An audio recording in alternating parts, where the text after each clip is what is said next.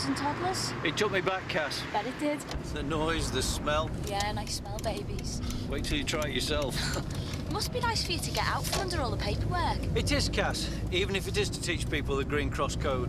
Do you think it makes a difference? I wonder sometimes. Sir? Well, just look at all these cars. Two to a house, parked on the road. It's like an obstacle race. I remember when mothers and kids had legs and used them to walk to school. Yeah, you're showing your age now, sir. See what I mean? Come on. All right, come on. Yeah, got them. Whoa! I hope you got their numbers. White Peugeot, Kilo 537, Echo Yankee Kilo. Oh, yeah, that's Ricky Fisher. We know him. Boy racer. Yeah, he's 18. There's a whole list. Print it for me. Right, he's one of a gang. OK. Blue Fiat Uno, Golf 403, Tango Yankee Yankee. I can tell you without even looking, that's Pete White. Do you want me to print that? Please. We got 14 calls about these lads in 2 weeks. Driving too fast, playing music from open stationary cars. Became abusive when asked to turn down their music. Throwing bottles, litter, told to watch myself. Constant sound of revving engines and squealing brakes. I mean, what's happening here? Why haven't we sorted it? We know what it's like, sir. You go up there, ask them to turn the music down, tell them about the speeding. They smile, turn the music down, deny the speeding. Then complain they've got nowhere to go since the council shut the news club down. These kids know how far they can go. They know they're not breaking the law. Not breaking the law, Bob? What about driving without due care? If we start chasing them round Sun Hill, we lose a car for a couple of hours. Then they've actually got to hit something before we get a dangerous driving charge out the CPS. Is it worth it? What about this allegation of intimidation? Where is it? Told to watch myself. What do we get from that? The gentleman withdrew his complaint when he heard he had to give evidence in court. You know what it's like, sir? Somebody dumps a bin in his garden, everybody sees it, he feels exposed. We can't stand on sentry duty. So we let it go? No, we make a logistical decision. Look, at the moment, I've got a flasher hanging around the nurse's home, 2 con men knocking on old people's homes saying they're pools collectors, a couple who may or may not be bogus social workers putting the wind up young mothers on the candy estate, and a crack outlet we're chasing on the Larkmead. Don't patronise me, Matthew. I'm not patronising anyone, sir. Look, you may think I'm making the wrong call, but we have to prioritise. Yes, I'm sorry, but all I'm hearing is excuses. Now, these lads are out of control. If you can't sort it, I will. Yes, sir. Whatever you say, sir. We'll go back and re-interview these complainants. We'll use the Home Secretary's new legislation if necessary. Zero tolerance. I want everybody on the lookout for anything involving these youths. Here are the index numbers, OK?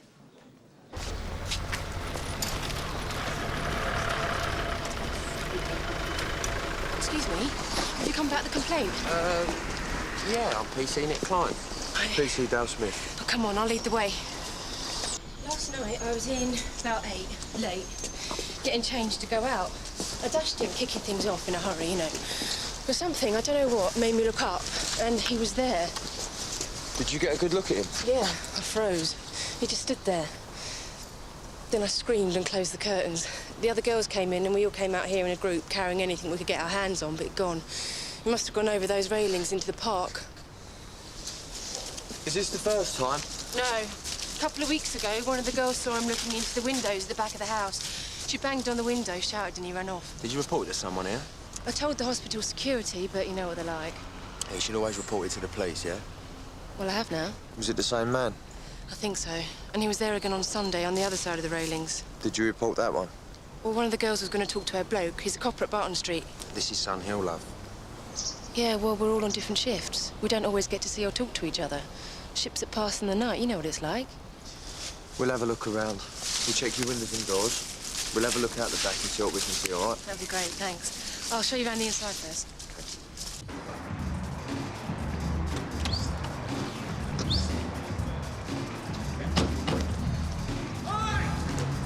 Hello. Mr Davis? It is. I'm Inspector Andrew Monroe from Sun Hill. Mick. I'm pleased to see you. PC Cass recommend. Hiya. Is that the group? Yeah. Let's go inside, shall we? Oh, this is Val, my wife. You took your time.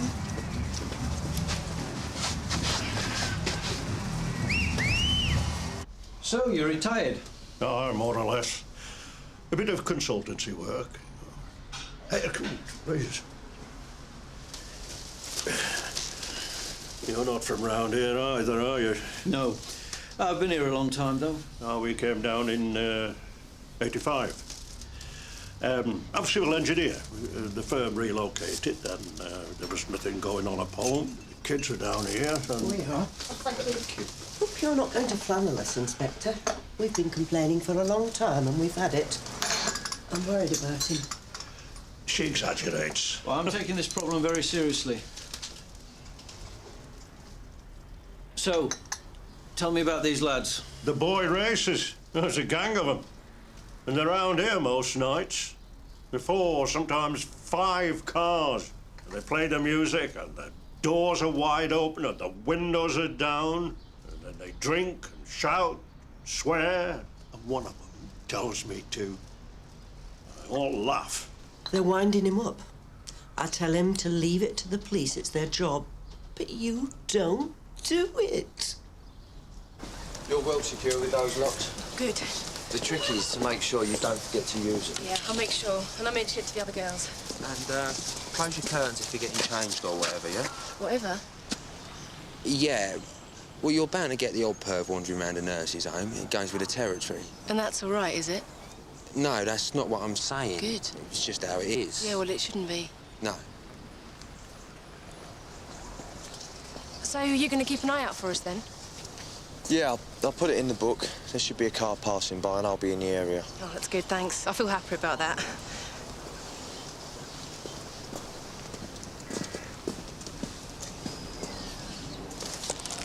I went to see one of the parents. Boys will be boys, he said. He reckons that the lads are always being moved on, harassed, that it's not their fault. But why outside my house? I invited him to come and sit in my front room. We virtually had to move to the back of the house just to get away from the noise. Who needs it? And you've called Sun Hill on a number of occasions. Waste of time. Val. He needs to know. We're fed up with trying to get your interest, Inspector. Right, the police car turns up, they have a word, the lads turn the music down. Your lads drive off. Straight over there. Where? On the pavement. Shouting the odds, just over there. I would have gone out to them again. I wouldn't let him. I was at the door, but she was blocking my way. It's a funny thing, you know. Whenever your lads are due to come round here, they take off. It's a game to them. I mean, you find stuff in the garden, rubbish, other people's garden stuff, wheelie bins. I mean, we know, and they know. You hope they'll grow out of it. You shouldn't have to. You've also expressed concerns about the way they drive. It's like a racetrack round here at night. It's like they can't go 20 yards without hitting 50. I'd like to know where they get the money from to run their cars. They killed somebody, it's certain. Some poor old codger limping up to the pub for a pint before he goes to bed. He won't be one of them. It never is. Well, I'm here to prevent that sort of tragedy, Mr. Davis. We don't want any trouble. We're not moaners. And the kids have got to have a life, too. There's a limit, though. And we're relying on you to make it clear to that lot up there. I take your point. I'm going to do everything I can to sort this out. Thank you. We'll be in touch. Come on. Well, we've really scared them, haven't we?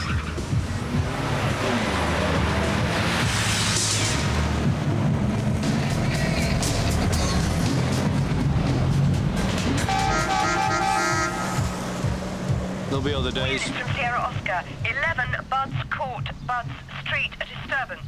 This one's ours, sir.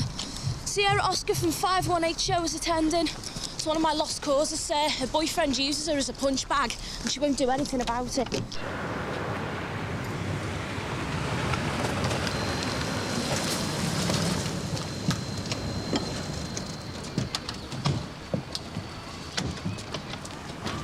Excuse me. Excuse me. Thank you.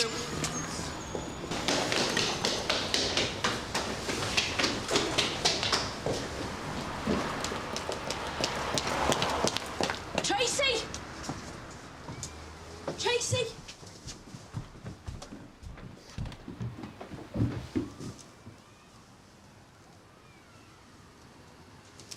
Cass.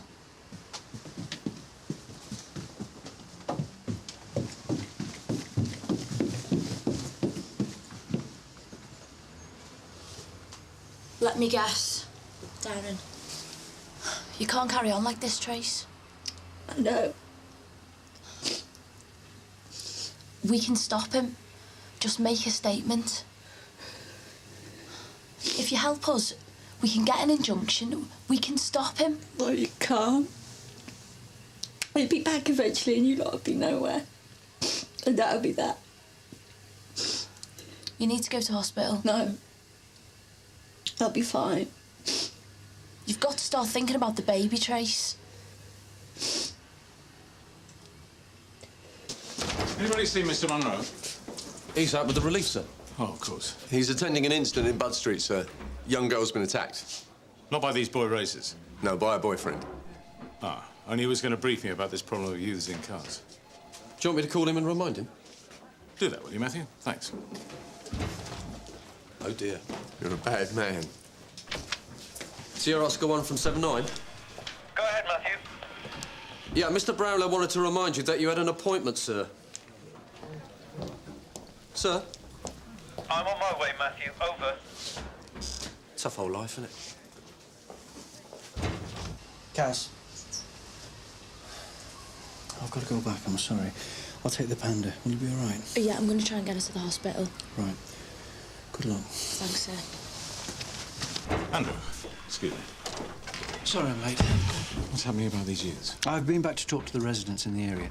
It's a group of lads, 17, 18, most of them. We've identified 9, working or in further education. Decent families. There's some back history, cautions for drunkenness, couple for soft drugs. It's all social. They're not criminals, not stealing or dealing. More a constant irritation? Yes, cock-of-the-walk stuff. I had the benefit of, well, I'm not sure what to call it. A display, a drive past by the lads concerned. A revving engine. Sad, really. Idiots. But there's strong evidence of intimidation going off against anybody who crosses them. People are nervous about challenging them. So what are we going to do about it? I take the view that their behaviour is obnoxious. I think their driving is dangerous, and I'm not going to tolerate any form of intimidation. We are talking zero tolerance, are we? Exactly, sir. Good. Well, I'm right behind you. Let's get it sorted.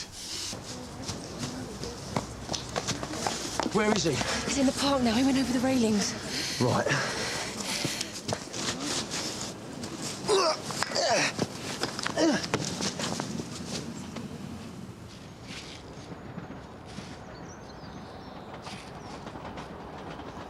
Sierra Oscar from 833. Assistant, rear nurses home, Lesser Street and Canley Park. To search for a suspect, over. Received, Smithy.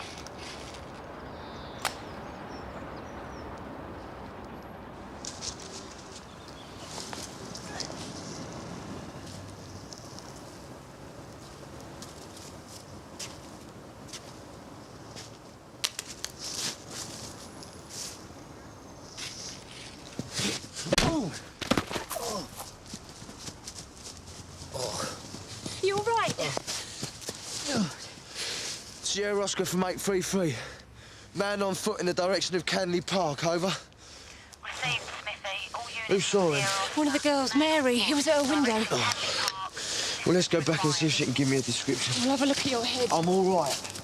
All units from Sierra Oscar, 12 Cusack Gardens, a disturbance. Can any unit deal? And Nick, where are you? I'm at the RTA on the High Street, Sarge. Right. Sarge, Smithy's at the nurse's home, just round the corner. 833 from Sierra Oscar, a sit rep, please. Look, you don't have a case. 833, what's happening? Sierra Oscar from 833. Sorry, Sarge, I'm still at the nurse's home. What's he playing at? Inspector. Mr. Gallimore, I believe that it is necessary for your client to be further detained for the preservation of evidence and for further inquiries to be made regarding his alibi. Sierra Oscar from Sierra Oscar 1, Cusack Gardens. Show me dealing, June. Excuse me, please. What happened here? I don't know. We found him like this. Are you a relative? I'm his daughter. He was rowing with those lads. I thought you were going to sort it. Mick! OK, thanks. Come on, can we close some space, please? No paramedics through. Step back a bit. Let them get on with their job, Val. Thank you. Your fault! You when they were over here, shouting, cheering. You said you'd come. Where were you? Where were you?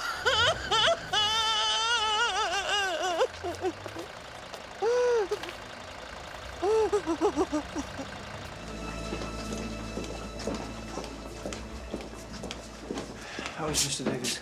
He died 10 minutes ago, sir. His wife and daughter were with him.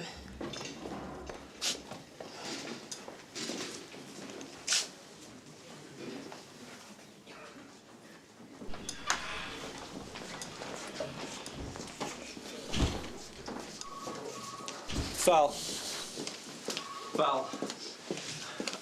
I'm so very sorry. Is this what you call sorting it? We got there as soon as we got there too late. Mick had high hopes of you. He said we're getting somewhere now. We need you to tell us what happened, Val. Not tonight. Let her rest. I'm sorry, but we need to move on this. I'm all right. Anything you can tell us, Val. We can sit down here.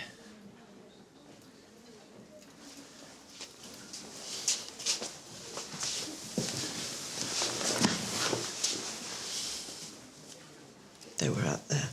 The youths. I don't know. I've told him all this already. The usual crowd. Inspector, the usual racket.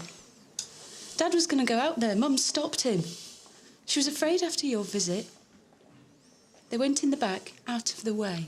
What time was that? I don't know. It was 6:15. Dad went to put the video on. He saw one of them through the window, having a pee in the front garden. He shouted to us to phone the police and ran out. I phoned. That was our call out. When Mum got there, he was already on the ground. I lifted his head. He was still alive. He couldn't speak. He was looking at me hard, like he was trying to hold on to me. Then it just glazed over. This would never have happened if you hadn't have poked your nose in. Who was the lad in your garden, Val? I don't know. I don't really care. It doesn't matter to me, one way or the other now. They killed both of us.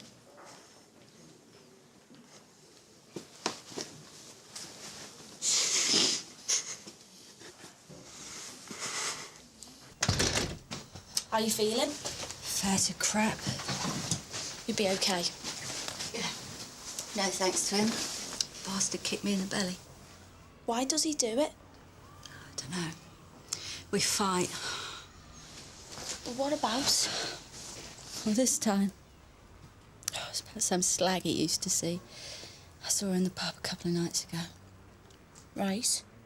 She was giving it all this, you know, mouthing off. So I cracked her, didn't I? Couldn't stop myself. That's why I came round. Said I was out of order. Said I'd shown him up. You've got to get away, Trace. Where to? I got nowhere to go. He scares me. You don't know him. It's no future, is it? Not for you, not for the baby. If you help us put him away, we can offer you support. You don't understand. You don't know him. If he thought I turned him in, he'd kill me. Well, we can get you out of here and away from him. I've tried, Cass. He'll come after me. He'll find me. He won't. He will. It's not good. I'm stuck. Come on, Trace. Look, you're better than this. You don't need him. Blow him out. I thought we were on top of this one, Andrew. You said you were going to deal with it personally. I've made a start, sir. I've got officers knocking on doors. So far, nobody saw anything. I mean, the residents are up in arms. Mr. Davis was very popular. The local MP's been telling journalists that we seem to have got our tactics and our priorities wrong. And I've just been asked on the radio who I think is running the streets of Sun Hill. It is a PR disaster. We're going to have to do something. There's no direct prejudicial link between Mr. Davis's death and the boy racers. All we know is that there was an altercation. We don't know which lad or how many. We're waiting on a post-mortem to discover whether any blows were received. We've got no witnesses at the present time. The trouble with this kind of initiative is once you're committed, there's no going back. No, sir. You can't let these lads run you ragged. You've got to deliver. Oh, I will, sir. I will. Well, you just make sure you do. Can't be any other. Have we come up with anything yet, Matthew? No, sir. Apparently everybody's watching TV at the time of the incident. They're used to the racket, music, the shouting, they block it out. The kid's about there as we speak. Oh, unbelievable. I mean, there's been arguments, been confrontations with the group before. Windows get put in, a car gets scratched. I mean, the general feeling in the area is that the kids aren't going to back down and we're not going to do anything about it. So people are pulling up the shutters, hoping the kids grow up and go somewhere else. OK, let's have everybody back in. Everybody, sir? That's what I said, Matthew. We'll go out in force, target their vehicles, go through them like we mean it. Lights, fog warnings, brakes, tyres, horns, anything at all. I want them off the road and costing. We'll have a whole set of other problems if we do this, sir. We've already got a problem. A man's died. I don't need that attitude, Matthew. Just get them in for me, please. The briefing room, 14:30. It's not turning out as straightforward as he thought. Show. I bet he works here.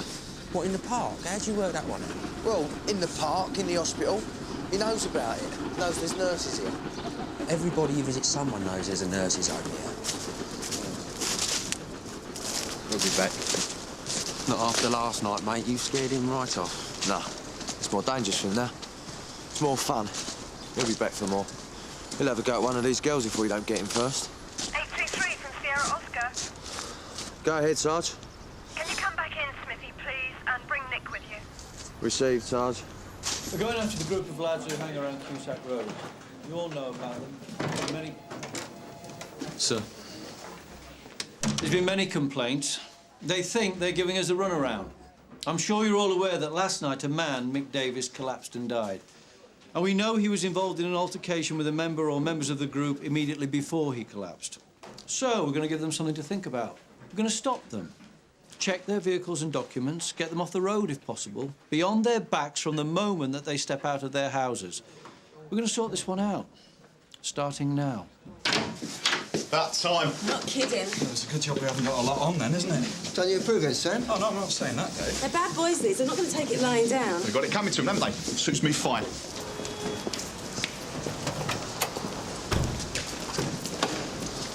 Dale, a word, please. Sir? What happened to you last night? When was this, sir? You know what I'm talking about. When the call went out about the incident outside the Davises' house. I was on an investigation, sir. You're just round the corner from the incident. I was giving chase to a suspect. And did you catch this suspect, Smith? No, sir. I was on my own. I needed some assistance. In the nurse's home? No, I got hit on the head. I had to see the FME. All right. I think we need to nail this perv before he turns nasty, sir. You do, you? Yeah. I think he's going to keep coming back until he's got enough bottle to attack someone. One of the nurses, sir, in my opinion. All right, Smithy. I'll bear your opinion in mind. Look at this lot. We're going to be here all day.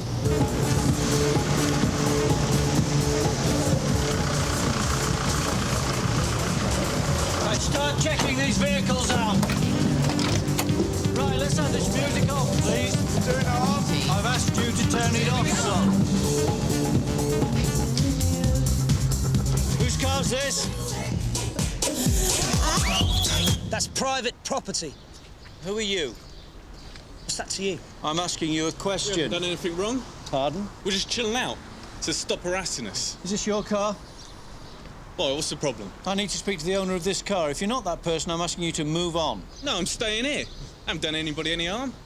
I know my rights, and you're harassing us. Is this your vehicle? So what if it is? Can I see your documents, please? They're at home. Oh, you'll have to produce them at the nearest police station of your choice, then. I don't believe this. 2 ball tyres on the Fiat, sir. Yeah, this is the owner. What's your name, son? Peter White. And you? What's your name? Ricky. Ricky what? Ricky Fisher. You got a car here? Yes. Which one? This one. What have we got in the Peugeot? Why don't you get out of our faces, copper? Near side rear brake light smash, sir. Who's been rattling your cage, then? What else, Dave? Silencer's not secure. It's because of that sad old bastard, isn't it? Copper. Sir! Get off! Sir, leave it, leave it! Oh, one day. Piss off!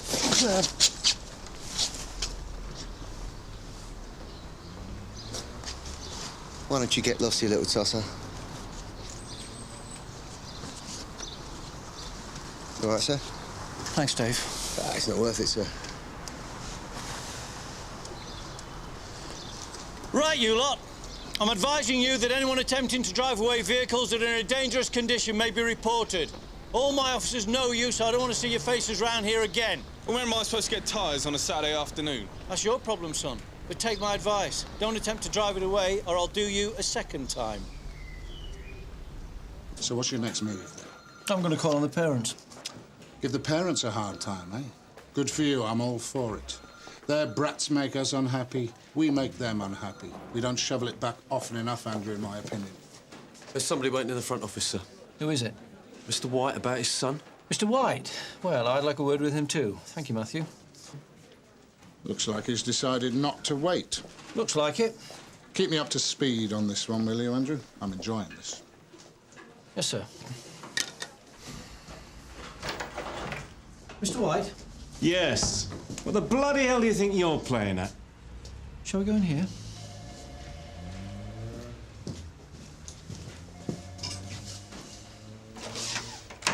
What have you got against my son? I beg your pardon? You've told him to take his car off the road.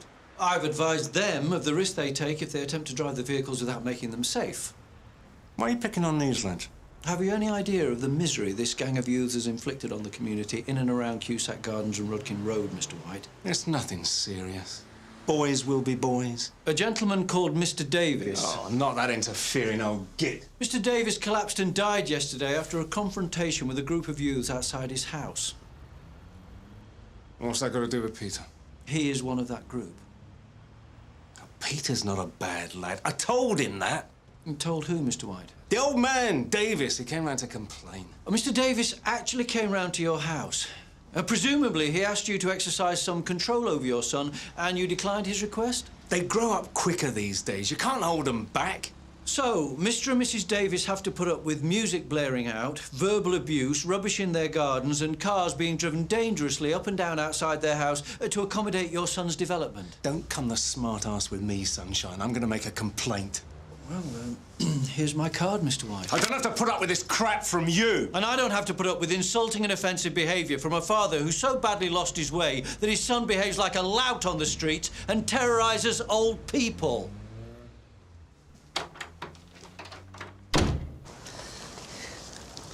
You called in? I just wondered if you'd had any luck yet. No, not yet. I've seen the patrol cars go past, and I saw you in the park earlier. I'm trying to stick around, but I can't be everywhere. I understand.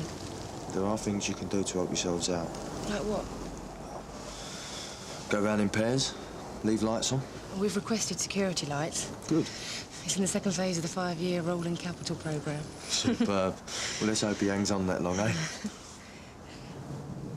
Do you fancy a coffee or something? Yeah, but I've got another call to make. You could call back after. I'm a bit on edge. All right. I'll call back after. Thanks. What are you doing? You're supposed to be resting. He's been back. Darren? Yeah. Come in here.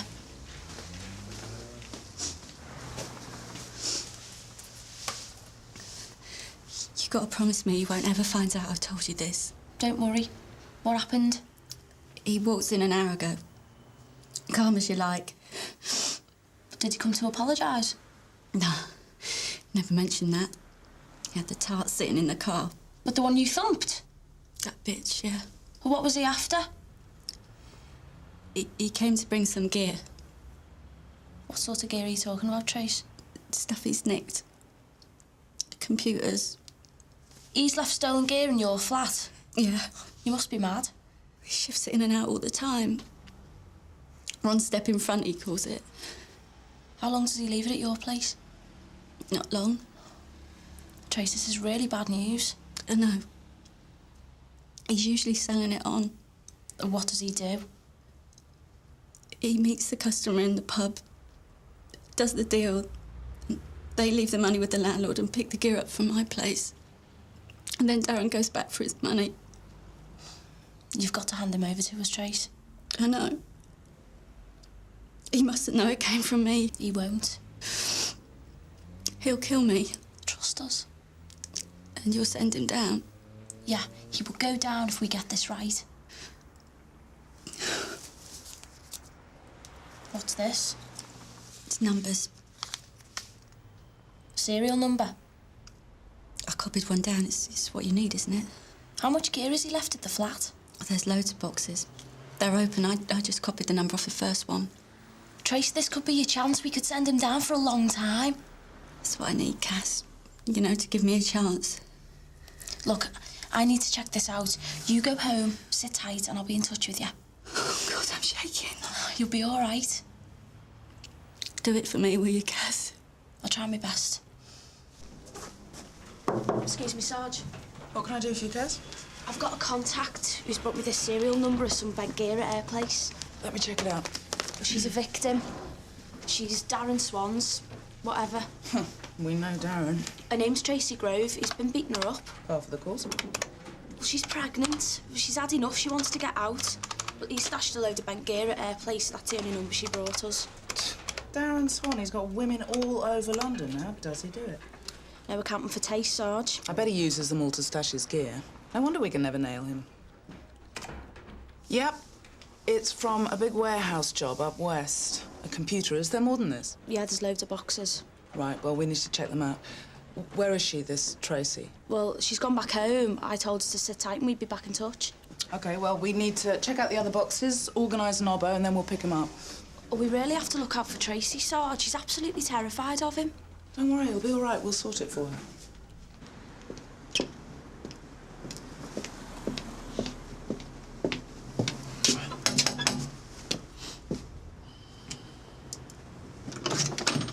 Hello. Mr. Fisher? Yes, John Fisher. I'm Inspector Andrew Monroe from Sun Hill. I'd like to have a word with you about your son, Ricky. Come in, Inspector. Thank you. Inspector Monroe, this is Ali. Hello. Hello, Inspector. Shall we sit down? Thank you.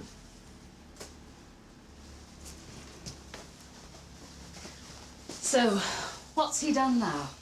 We believe Ricky's part of a gang of youths causing a nuisance. Oh, tell us about it. I suppose you heard that a man died yesterday. Oh, please, God. Well, Ricky didn't do it. The man was having an argument with the youths when he had a heart attack. Ricky was with the group. I don't know what to say. I'd like to say I'm sorry. I have had contact with Ricky. We exchanged words about Mr. Davis. He was the gentleman who died. Ricky referred to him as that sad old bastard. Oh, Inspector, we're at a loss to explain what's happened to Ricky. His older brothers are at university. They're good lads. Ricky... I don't know what to say to you. So, what's Ricky's problem? He's had love, he's had support, he's not been spoiled. Good company when he has a mind to be. I'm sorry. I'm so sorry. Oh, we don't tolerate antisocial behaviour anymore, Mr. Fisher. There's legislation in place to protect communities from destructive elements. Ricky has to change his attitude or suffer the consequences. Believe me, we have tried. We're on the lookout for him now. And he'll make a mistake. If not us, then somebody less restrained. He'll run into a brick wall. I've said all that to him and more, Inspector. There must be something. A reason for him to behave the way he does. Oh, he doesn't have an excuse. He is what he is. We have talked to Ricky, Inspector. We've reasoned with him. He listens, doesn't say much, but somewhere in that mind of his, he's decided that, presented with all the arguments, he nevertheless prefers to be who he is, and God help anyone who gets in his way. We can't change him. We've tried. Well, if you need to contact me, here's my card. Thanks. I can only repeat how sorry Yes. All units from Sierra Oscar, 12 at Cusack Gardens. A fire at the home of Mrs. Val Davis. Brigade attending. I've got to go to that, I'm afraid. Excuse me. Goodbye, Inspector. Bye. Firebomb, sir. What? Thrown at the door. What about Mrs. Davis? No, she's not here. Got to her daughter's. Thank God for that. I don't expect anybody saw anything. Well, a bloke across the way. Got part of an index, but no make or colour. What was it? 8 Tango Yankee. Is he certain? No. So the first number could have been a 3? Could have been, yeah. That's Pete White's car. Where's the witness? Watching telly, crossed the road, number 43. Said he heard what he described as the usual noise. Squealing tyres, horn blowing. Then he heard the bang. Looked out of the window, just saw him pulling away. How many in the car? 2. Now, he's certain of that. It's our lad, sir. It's got to be. Well, why should anybody else pick this house? Let's go back and talk to the boys this time, shall we? Call the troops back in. Sir? Do you want a biscuit? No, I'm fine, thanks.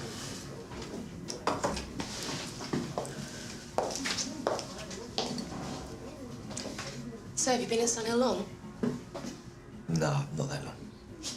Do you like it? Yeah, it's all right. Good crowd most of the time.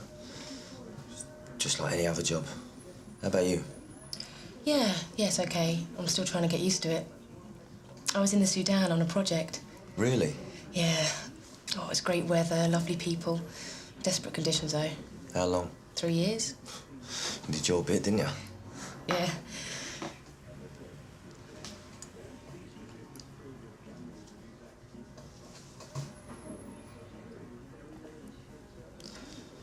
You got a bloke? Sorry? I was just wondering, you know. 833 from Sierra Oscar. Excuse me. Go ahead, Sarge. Can you go and meet Inspector Monroe at 29 Keeley Avenue, please, Smithy? Over. On way, Sarge. I'm sorry. I've really got to go. Sure. Thanks anyway.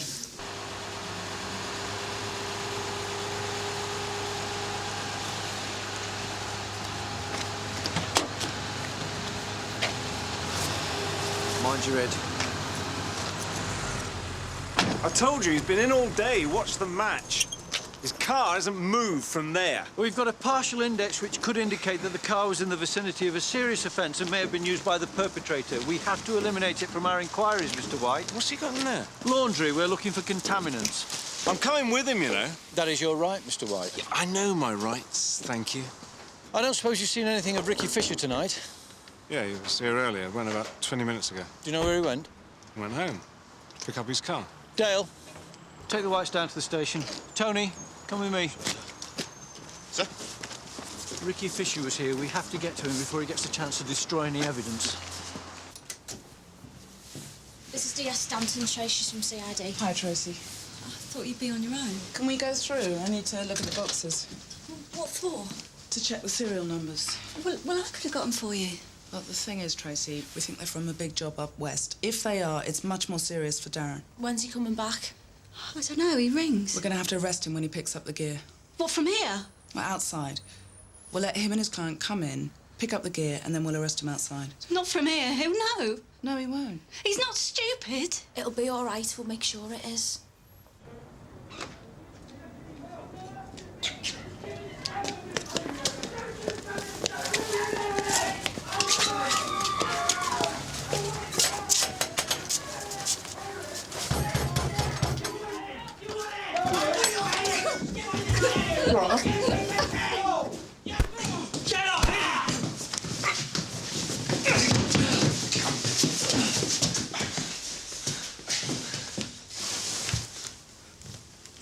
He was leaving. He wanted these. Right. First things first, where were you this afternoon? You're not going to be much longer, are you? Just being thorough, Tracy. The more we have on him, the longer he goes down. Just a minute. Oh, my God, that's him. Said he called first. He can't get enough bolted. Is there another way out of it? No. Oh, that's it. I'm dead. I need backup. Sierra Oscar from 518. Go ahead, Cath. Urgent assistance, please, to 11 Buds Court, Bud Street. As quickly as you can, please, Sarge. All units from Sierra Oscar, urgent assistance, 11 Buds Court, Bud Street. How many? 3. It's going wrong, isn't it? It'll be all right. Sierra Oscar from 518. Emergency, urgent assistance. We're sorting it out, Cass. Holly, keep calling, will you? Yeah, all units from Sierra Oscar, over. Leave off. There's more stuff in here. I'll pay for it. The bloody estate. There's a copper in here. I'll shift the bitch. Shut us up. I don't know anything about this. Next time, sunshine.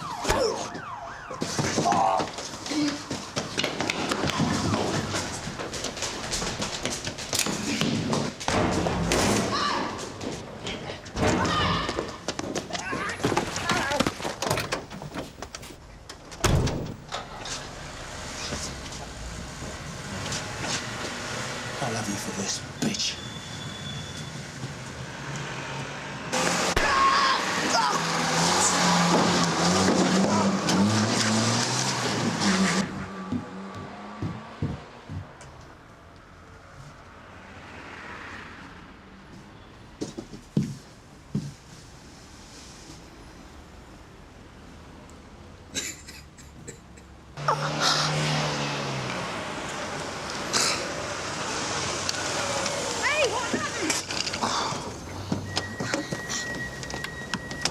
right? Oh, that was a bloody disaster. Well, thanks a lot. What now, eh? Mr. Brownlow's on his way in. I hope this isn't going to go pear-shaped. Why should it? Well, have you brought them all in? No, there was just one car, 2 suspects. They'll all know. They'll have discussed it. The thing is, can you make it stick? Well, waiting around in custody tends to concentrate the mind, especially when you've not done anything. Well, let's hope so. Look, we've got one man dead and a house fired. We need a result, Andrew. Ah, Mr. White. Pete, will you follow me, please?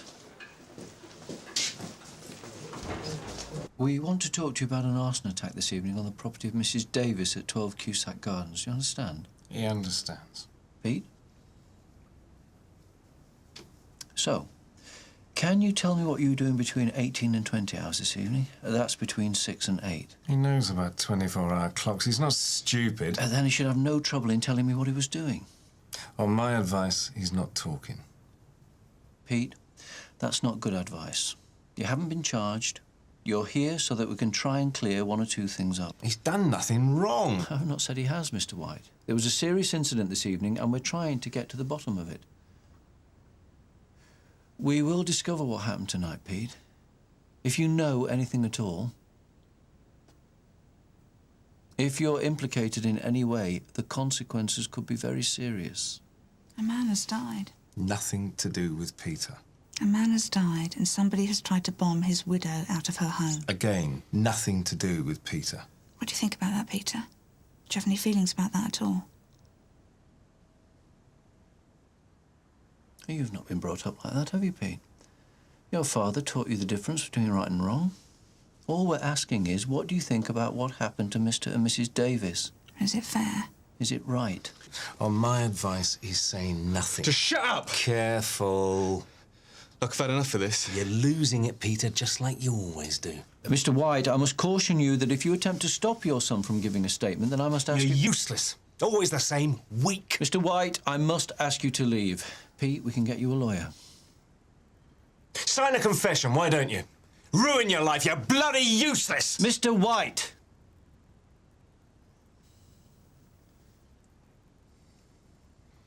I've got nothing to say.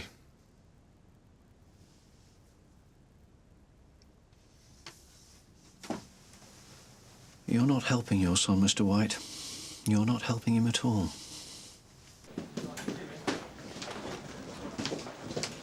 I had him. He wanted to talk, but the father's blocking. In the end, I had to throw him out. The scene examiner reckons there was petrol on Fisher and White's clothes, and there was enough in White's car to fuel a trip to the coast. Looking good, I'd say. Well, we're not there yet. I want to hear what Ricky's got to say for himself. Look, shouldn't CID be handling this one? This is my responsibility. Well, Mr. Brownlow has every confidence in you. Oh, that's all I need. Yeah. How much longer are you going to be? I've got to stay till someone comes to collect the gear. We can leave that. It's not going to stop him. You don't have to stay here. No? We can get you into a hostel. Oh, great. Thanks a bundle. Look, every copper in Sun Hill is looking for him. Yeah? So where were they when we needed him? Have you got a mate you could stay with? He knows my mates. They're his mates. Same mates. And I've set him up. I'll sort it tomorrow. Yeah, you keep saying that. I know someone in housing. We can get you a new flat. Why? Oh, just dump me in the first available place. I don't want to move. I like it here. This is my home. Tracy. Look, just take the stuff and go, will you? You've done enough damage for one night. I've just been talking to Pete. What did he say? Nothing. He's a jerk. You're not a jerk, are you, Ricky? No. I think you're probably very bright. What did you attack your father for tonight? He'd got my car keys. I wanted to go out. You were kicking him. He wouldn't let go. Why did you hit your mother? She hit me. Your mother? She shouldn't have hit me. And what about Mr. Davis? I never touched him. One minute he was shouting, next he was lying on the floor. You were arguing with him. You must have been as close to him as I am to you. Why didn't you help him? It's nothing to do with me. How do you work that one out? He used to cause us hassle. Called you lot in. So, nothing to do with me. You're punishing him? No. Walking away from him. But you went back, didn't you? Why did you throw the petrol bomb? You may as well admit it. We found the evidence on your clothes. Why do you do it, Ricky? Why do you behave in this way? I mean, I'm at a loss here. If people cause trouble, they deserve it. You're punishing them? No. It's a warning to stay away. To leave you alone? Yes. Then I don't have to bother about anything. I just get on with my life. Hey? Thanks. You know, you really ought to go to St Hugh's with that. Oh, I'm supposed to be looking at a new flat tomorrow. Well, let's cover it up with makeup, I suppose. What about the lumps? We got a result. Ricky Fisher's put his hands up for it. Great. Oh, I'm glad somebody did. Sorry, Claire? We could have had Darren Swan and a couple of his buyers. Why didn't you? There was no backup. They were all out with you.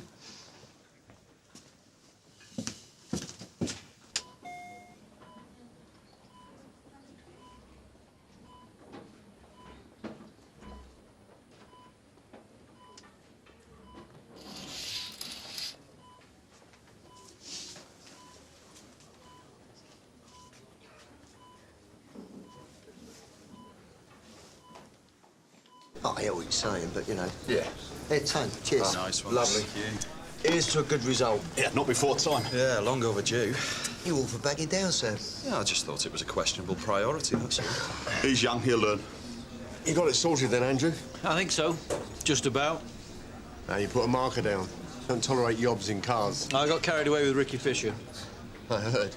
I wanted to hit him, Bob. I wanted to bang his head against the wall. And we all feel like that at some point. Dave Quinnan jumped in. It was a close call. We got them off the road. For the time being. Matt, pint? Cheers. Debbie, can I have another one of those, please? All right, Matthew. Yeah, fine. Just want to word with Smithy. Matthew doesn't think it was worth it. He thinks you're having a go at him. He just shouldn't take it personally. He did. Well, he had a point. After all, one man dead, one house fired, a young girl's life ruined. All to make a point to some yobs. It's a difficult call. You win some. Smithy, what's wrong? There's been an attack on a nurse. What, the one he was dealing with? Yeah. I think I just lost another one.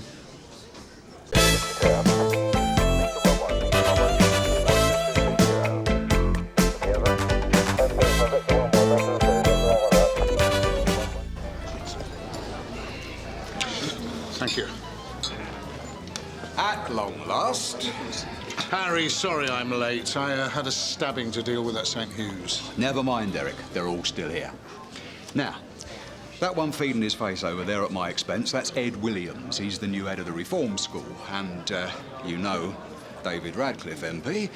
And that one. He's the man I'm after. Oh, dear. What, do you know him?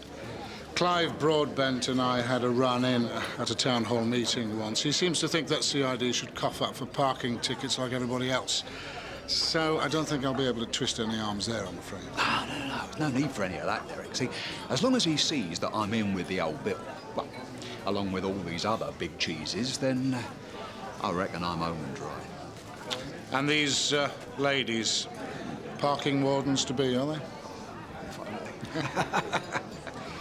Do you like what you see? Well, Clyde Broadbent obviously does. Where do they all come from? Well, as you know, Derek, I've always been one to maintain a broad circle of acquaintances. Come and meet one of them. Come on. I'd like you to meet a friend of mine. Derek Conway. How'd you do? I'm Linda. Of course you are, my lovely. Well then, I'll leave you two to establish a more intimate footing. Well, you known Harry long, then? I've never met him before in my life. I was brought by a friend. How about you? Oh, Harry's an old acquaintance of mine. He thinks I can use my influence to win this franchise he's after for privatised local parking. We're all here for that reason. And what kind of influence might that be? Well, according to Harry, I've got an in with the relevant councillors. So what exactly is it that you do? Well, I suppose you could describe me as a kind of civil servant. Derek! Mr. Radcliffe. I was having a bite of lunch with the Home Secretary the other day, and he tells me you are doing a rather good job. Me personally? I mean the Met. According to the figures, the crime rate is down. Oh, well, I suppose it's as well to have a good memory for statistics if you're going to climb the greasy pole of Whitehall. You know, personally, I think David here is destined for the cabinet. Who knows, maybe number 10 one day. It's very kind of you to say so, although I like to think that my role in Parliament isn't clouded by private ambition. You know what, David? I've always wanted to be shown around Parliament by someone who works there for real. Maybe even a trip up Big Ben. Unfortunately, we politicians have a very busy schedule these days. It was very good to see you again, Derek. I have to get back to the wife and kids. How do you know him? Excuse me. Give me a large Scotch, will you? Hello, Derek. Been left here all on your own, have you? I'm sorry, have we met? I wished we had. Harry's told me all about you. Oh, I see. And what exactly has he been saying? That you're a bit of a playboy in your spare time. I see. Well, I'm afraid I'm off games at the moment, but it's been a great pleasure meeting you all the same.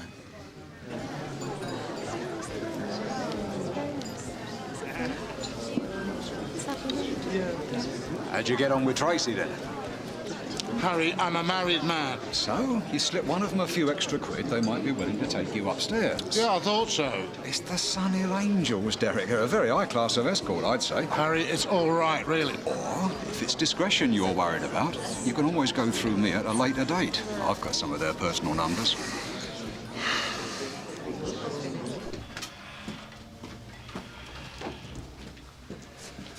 Ah, good morning, sir. Morning. Can I have a quick word, please? To what do I owe the honour? I've just been talking to Mr. Meadows. Oh, yes. And he tells me that you met the Sunhill Angels last night. I dare say there's been an announcement in CAD already, has there? Derek Conway attends drugs and sex orgy at the Rawton Hotel. Well, you didn't put it quite like that, sir. Just to put the record straight, John, the answer is no. Sir? I had 2 drinks and went home. Did you get a chance to talk to the girls at all? Well, what if I did? And you know who Andy Chapman is? As in Andy Chapman, who owns the Sunhill Angels, who gets his girls to sell drugs as well as their bodies. Yes, I know all about it. And you know how I ran an operation on him a few months back? Yeah, and how much of a cock-up it was. It's only because Rod Skase got his warrant card out instead of his wallet. Passing the buck, John. All right, I admit it. Rod Skase was a pretty poor choice of bait. However... However what? If I was to use someone with a bit more experience, quite a bit more going on upstairs... Let me get this straight. Are you suggesting that I go undercover as the client of a call girl in order to get her to sell me cocaine? If you think about it, sir, it's not such a bad idea. John, in the history of bad ideas, it ranks alongside taking off Bobby Charlton when we were 2-0 up against the Germans. When was that? You're not that young. Look, more to the point, the Sunhill Angels know who I am. They may very well know that you're a copper, sir, but they'd never suspect you being undercover because you're a chief inspector. What are they going to say when a chief inspector tries to buy cocaine? It's probably not unheard of, is it, sir? At my age... You could say that you needed it for medicinal reasons. What? You know, you need it to get you going a bit like an aphrodisiac. Look, in case you hadn't heard, there's a new drug on the market that does that. It brings you out in a rash. I've heard enough of this. Look, I know it might sound a bit out of the ordinary, sir, but getting a result on someone like Andy Chapman, it's no walk in the park. He's got his finger in a lot of highly illicit pies. Well, nick him through one of those instead. We've tried and he's watertight, except through his escort agency. What about you? Well, they know me. He also knows me. Only as a potential client. Look, all you got to do is take a woman out to dinner, use some of your devastating elderly male charm, win her over, then let her know that you're interested in a few added extras. We'll take over from there. That easy? At the very least, you'll get a free meal and company of one of their girls. Can't be all that bad, can it, sir?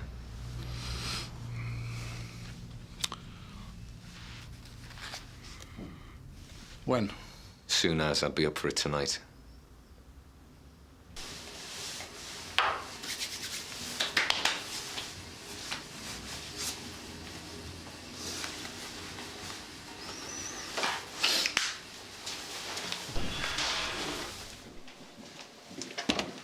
Jack. God, a bit over the top of the aftershave, aren't you? Well, I've got to look as though I mean business. Oh, so John talked you into it, did he? I was hardly going to refuse the offer of dinner courtesy of CID expenses, was I? Dinner? Yeah. John's idea. He thought I'd better butter her up before making the offer. Yeah, well, you make sure it's a house wine, because my budget's stretched enough as it is. Well, I'm not going to get her a doner kebab and a bottle of plumber's armpit, am I? £30 a head, mate, that's your lot.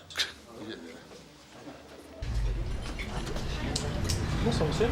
Good evening. I have a reservation. Under which name, sir? Conway. Would you like to follow me, sir?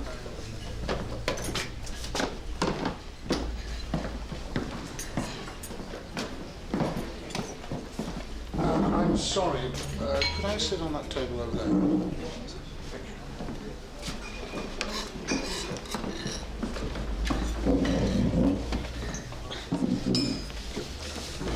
You need drinks, maybe, to start with? Yes, please. I'll have a scotch and soda. Large one, please. Like some ice, please? No, thanks.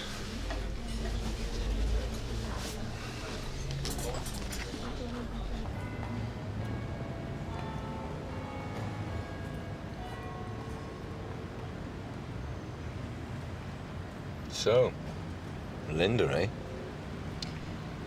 Maybe she's one of the girls he met last night.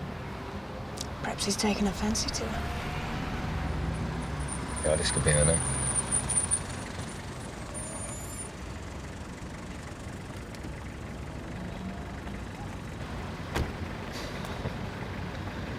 He's got expensive taste in his women as well as his food. Fancy her yourself, do you? Just get her on film.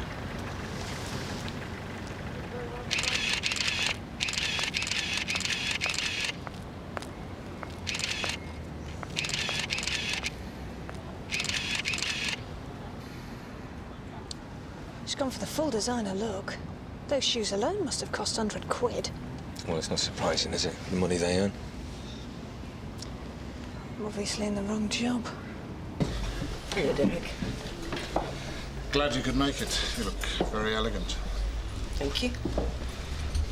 Can I order you a drink? Champagne, perhaps? Key Royale would be nice. Key Royale for the lady? That's that. Thank you. So, how did you enjoy the rest of Harry's party? Well, as you can imagine, it all got a bit out of hand. I was disappointed to see you leave so early. Oh, well, you seem to be a little more interested in David Radcliffe, MP. That's because I was under instructions to give him my undivided attention. I'd sooner have been speaking to you. So, how long have you been in this kind of work? Not long. A couple of months, if that. Yes, I had a feeling you were new to the job. Why do you say that? Well, you weren't exactly what I expected, that's all. How would you like me to be? No, you're fine the way you are. Better. It's just that the majority of escort girls are less elegant, less sophisticated. Added to it, you seem to be in possession of a brain. Oh, I can play the airhead if you like. No, please, just be yourself. Fair enough. Let's concentrate on you, shall we? You never got round to telling me about your job in the civil service. Oh, my job's much like anybody else's. It's very boring, but it pays the bills. Anyway, it's my night off from all that. So what would you rather talk about? Sex? Can I tell you about the specials?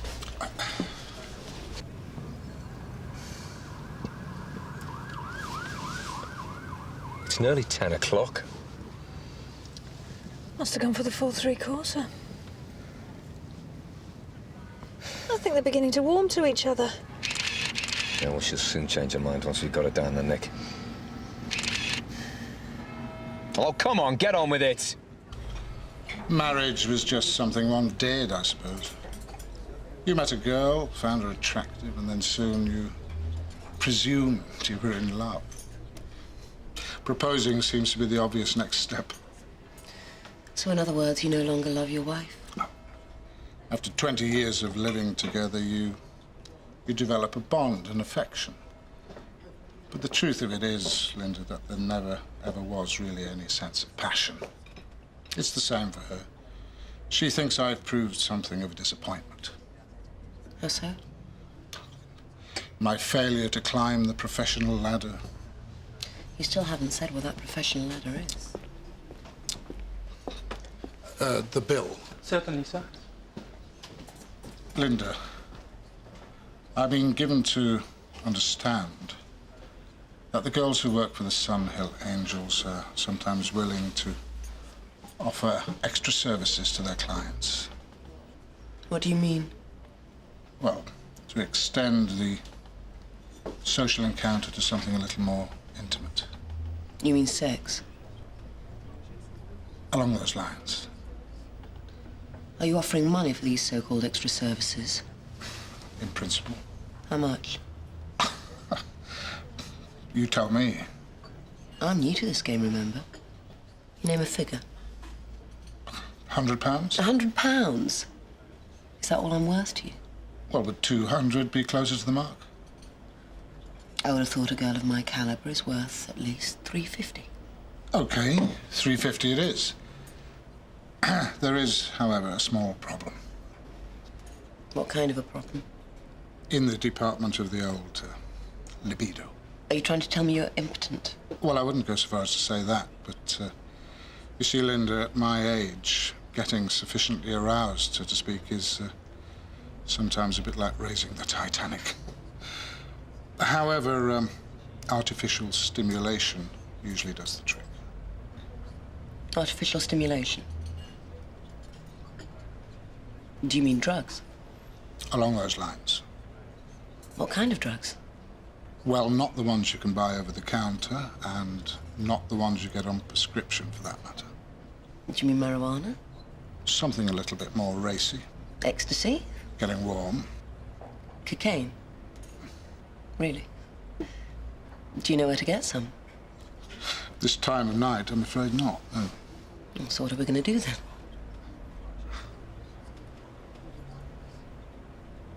Why are you looking at me like that, Derek? You tell me. I got you. What? You want me to get you some cocaine, don't you, Derek? You offering? I'll see what I can do. Where are you off to? To have a word with my boss. What about me? You stay here. Have yourself another brandy.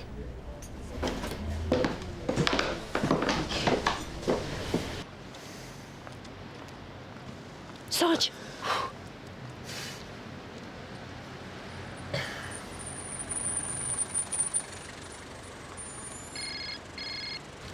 Bolton. She's on her way to see Chapman. Yeah, well, about time.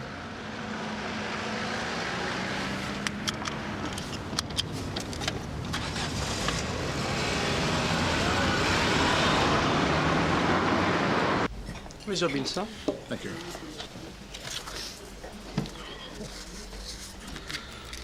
I'll have another one of these, please. Yes, sir.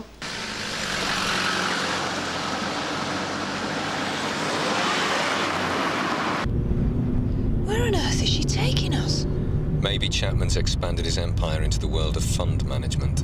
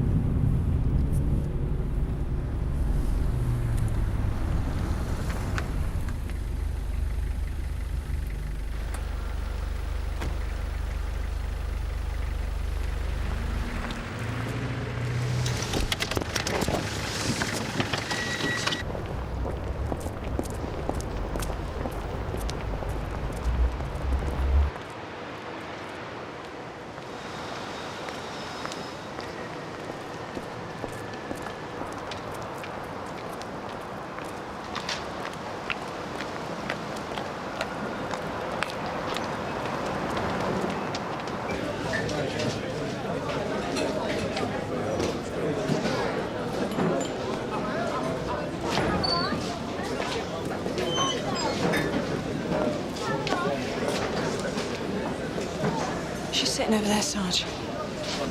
No sign of Chapman, though. He could be one of Chapman's runners. Come on.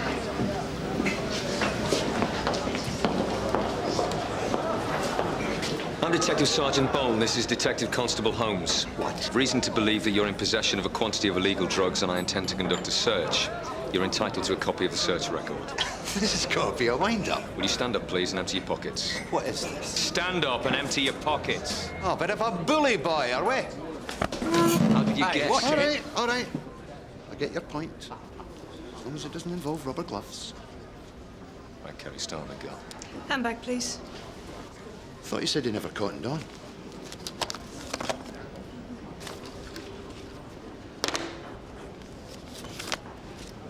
So where did you get this from? It's mine. Nice try, Linda. Linda? The name I use for the sting. Sting? What sting? This sting.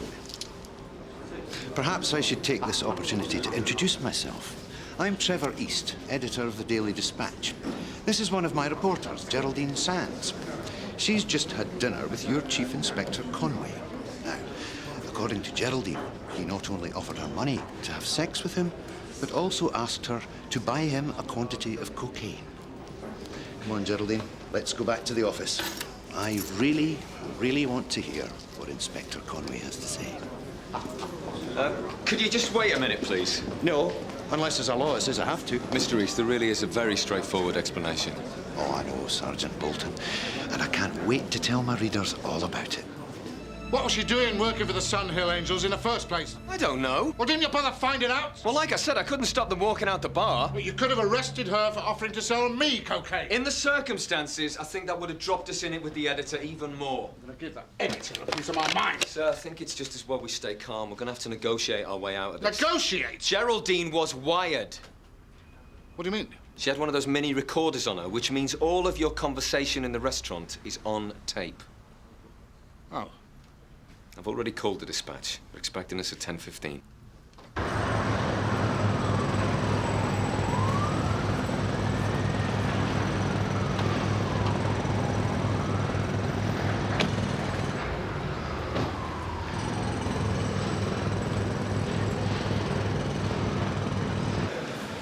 Can I help you, sir? Dear Spaulding, I've got an appointment with Mr. East. Floor 22.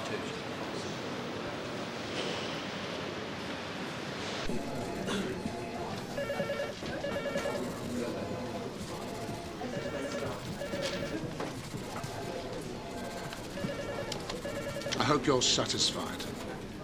Well, it's you. I didn't recognize you in your uniform. You look a bit different yourself.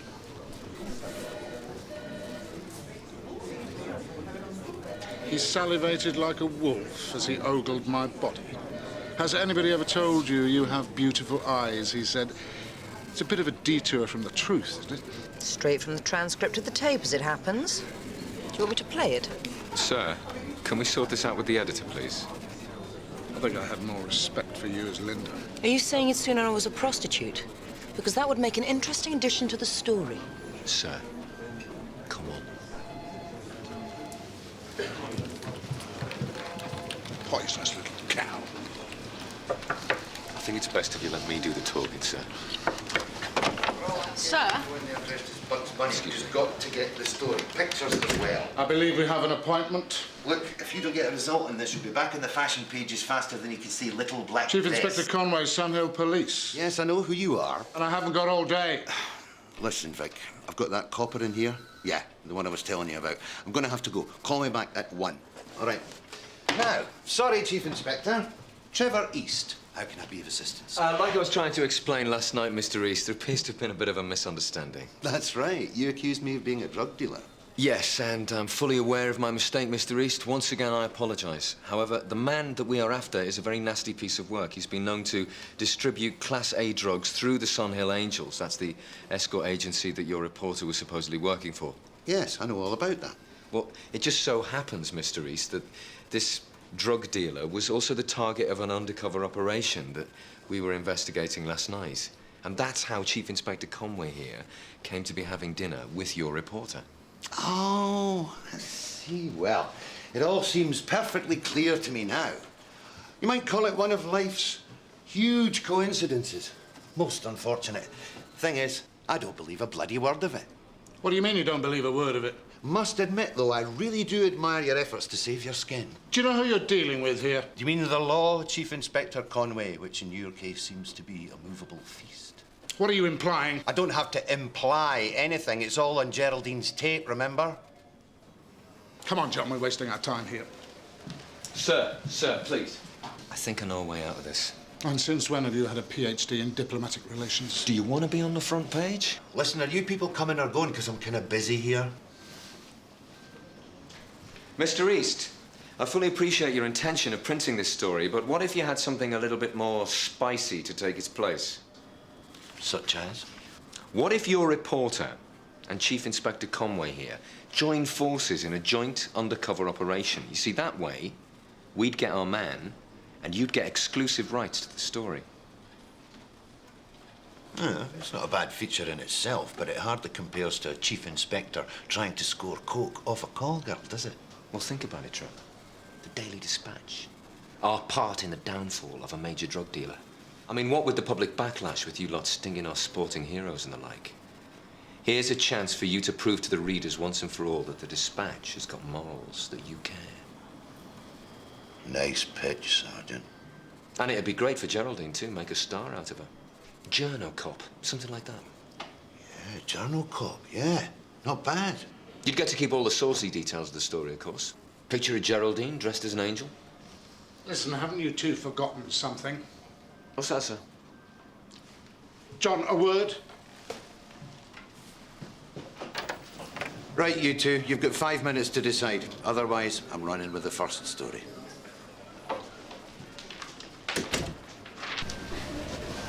You certainly seem to have found a kindred spirit. I'm just playing the game, sir. Journo cop. It seems to be working. What makes you think I want to do a deal with that animal? He knows I'm in the clear. The fact of the matter is, sir, he's got something on tape which suggests otherwise. Well, in case you've forgotten, we've got evidence that proves quite clearly we were on an operation. Even if you take him to court, you're looking at a jurisdiction 6 months down the line. In the meantime, you'll have reporters on your doorstep. You're going to face an inquiry from the yard. Every time you go down to the local shop to buy a pint of milk, there are going to be locals whispering behind your back. Then, of course, there's your wife. I'm sure she's going to be asking a few questions. Okay, you've made your point. Whereas my way, they're going to pull the story on you, and we will get Chapman. This is all about your personal glory, isn't it? Don't know, sir. You don't do too badly out of it yourself. Along with Geraldine, you're going to be the hero of the piece. Just think of all that publicity. It's the publicity we've come here to avoid. Besides, there's no way I'm teaming up with that two-face. Oh, I see. So, you're not letting your personal feelings get involved here, are you, sir? What are you suggesting? You seem to be getting a little bit cozy with her in that restaurant. I was undercover, in case you'd forgotten. She's obviously somebody who can't be trusted. She had you fooled, didn't she? Which means she's going to have Chapman performing like a circus monkey all the way to Shadwell.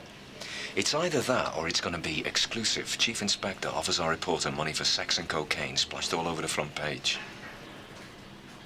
Make your choice. Get back in there. Lord who?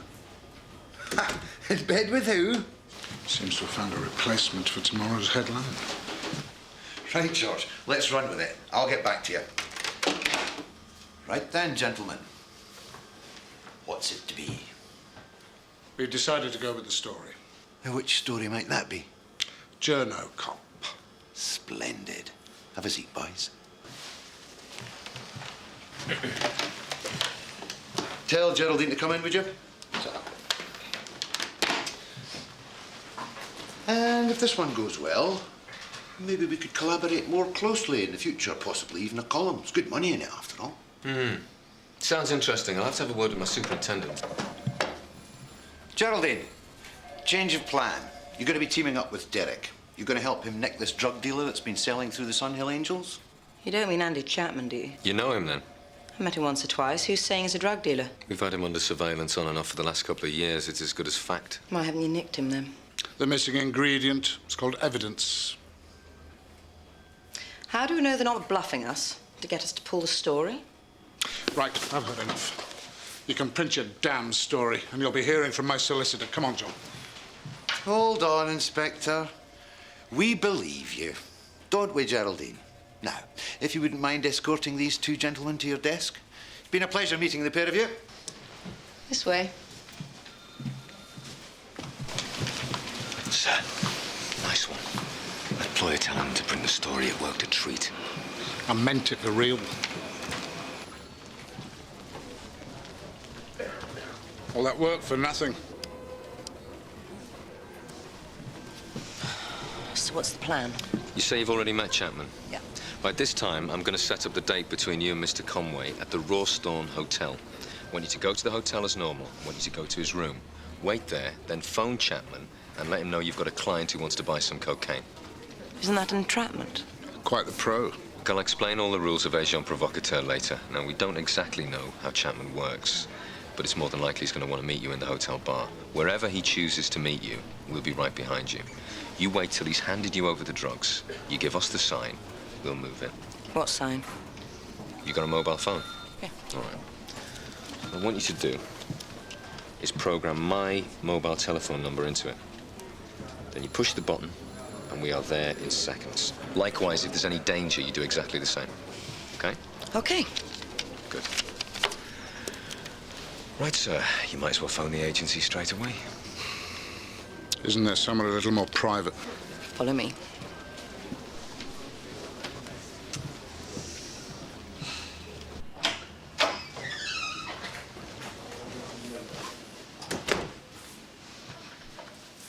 Do I take it you think this is still a put-up job? Well, he was certainly very convincing, with all that talk about raising the Titanic. And what about you? How disappointed you were when I left the party. Ah, come on, Derek. You're not going to tell me you're acting when you said there was a lack of passion in your life? That was the truth. Yes, well, I think my crime is relatively minor compared to your underhand dealings. Well, that's a bit rich.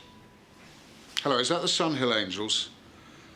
Yeah, it's Derek Conway here. I was wondering if it was possible to fix up another date with Linda. Right, the Rawton Hotel 315. I'll be on my mobile. Talk about underhand. What about what you were trying on? That was to put a known dealer of Class A drugs behind bars. You were just trying to ruin a man's life for the sake of this so-called newspaper. Linda speaking. Oh, hello. Him again. He obviously enjoyed himself last night. Yeah. That'll be fine. Thanks. Well, I happen to think it's in the public interest to know if a so-called respected chief inspector of the Met is sleeping with prostitutes and using narcotics. Well, that clearly wasn't the case, was it? Speaking. Splendid. Yes, I look forward to seeing her then.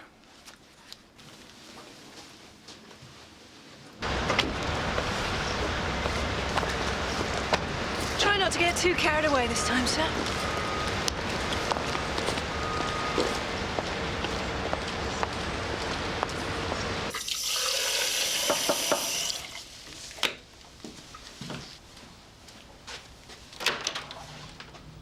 Well, then, do you think I look the part? I was taken in the first time, wasn't I? Still angry? I think I've got a right to be. Oh, come on, Derek, you're off the hook. I'm playing along with your game now. I wasn't on the hook in the first place. Well, he certainly took the bait. Hook, line and sinker. But you must know now that it was all part of the operation. Of course it was, Derek. Is that a minibar? How about us getting into the champagne? Resuscitate the spirit of our date last night. I'm on duty. Is that so, Derek? But weren't you on duty last night? Well, that was different. It's all part of being undercover. Oh. So 2 Scotch and sodas, a couple of bottles of Geoghan Chambertin, and the whole array of digestives all helped you get into character, did they?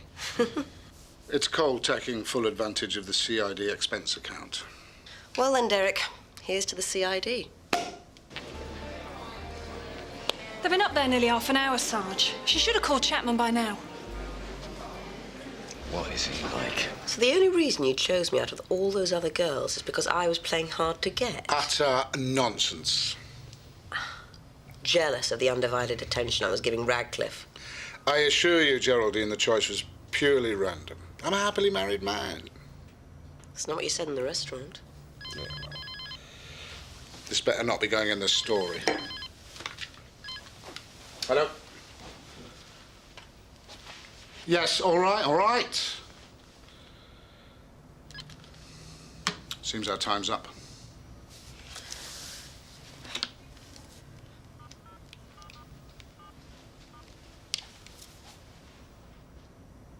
Hello, Sam, it's Linda. Is it possible to speak to Andy? Thanks. Hi, Andy, is it okay to talk? I'm with this customer and he's making noises about extra services. As in the South American kind? That's right, yeah. I'm at the Rawton. He'll be here in 15 minutes. You will take care now. Relax, Derek. I'm a professional, remember? Here she comes, Sarge.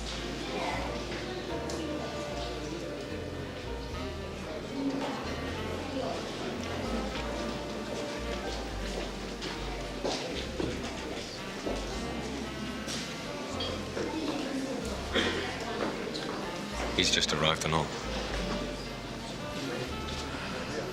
Hope she can handle it. She's a journalist. Well, he could easily get rough with her. Well, it's not like she hasn't had it coming. What? What are you worried about her for? It's Chapman we're after.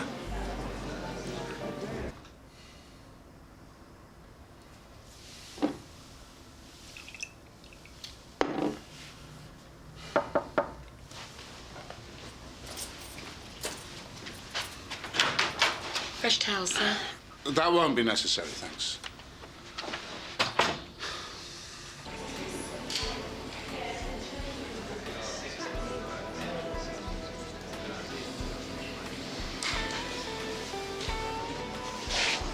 What's going on? Well, perhaps she's getting some quotes or something, Sarge.